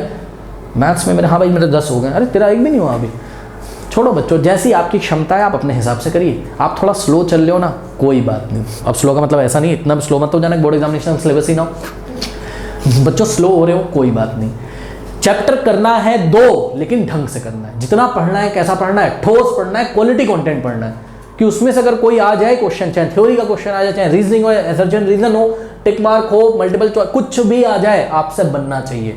और एक बात बताएं, एनसीईआरटी के बाहर से पेपर, एनसीईआरटी के बाहर मीन्स एनसीईआरटी और एनसीईआरटी एग्जाम्पलर में बहुत सारे कॉन्सेप्ट दिए, इसके बाहर से पेपर नहीं आता है। ठीक है, आप लोग तरह तरह की क्वेश्चन बैंक्स और ये वो रादर देन क्वेश्चंस ढूंढने के, मैं कह रहा हूँ कॉन्सेप्ट पढ़ लो ना ठीक से एक बार। आप मेरी बात ना 4 चैप्टर पे लगा के देखिएगा, आप कोई भी 2 चैप्टर उठा लो, उसको पढ़ने के बाद आप लास्ट 10 में उठा के उसके क्वेश्चन देखिए, अगर तुमसे ना बने उसके 90% क्वेश्चन तो बात की बात है, पक्का आपसे बनेंगे। ठीक है, और फिर से बता रहा हूँ जाते जाते, 1 शॉट वीडियो से सावधान रहें। 1 शॉट वीडियो से सावधान रहना है। क्या ये खराब वीडियोस होती हैं? नहीं, ये खराब वीडियोस नहीं होती हैं बच्चों, लेकिन ये आपकी मेंटालिटी चेंज कर देती हैं आपकी। बहुत सारे लोग तो हद हो गई, ऐसे ऐसे वीडियोस आ रहे हैं, मैं देख रहा हूँ बोर्ड एग्जामिनेशन आने वाला, ऐसे ऐसे वीडियोस आ रहे हैं कि अब तुम्हें ज़्यादा पढ़ने की ज़रूरत नहीं, बस इतना कर लो तो हो जाएगा। क्या कर रहे हो यार, जो लोग भी कंटेंट ऐसा बना रहे हैं उनसे बोल लो। और बच्चे तो बेचारे मासूम बच्चे भोले भाले फंस जाते हैं। हाँ, इनको तो पता नहीं भाई, सीधी सी बात है, देखो पढ़ाई मेहनत वाला काम है ना, मेहनत करने के लिए कोई बोलेगा कष्ट तो होता है।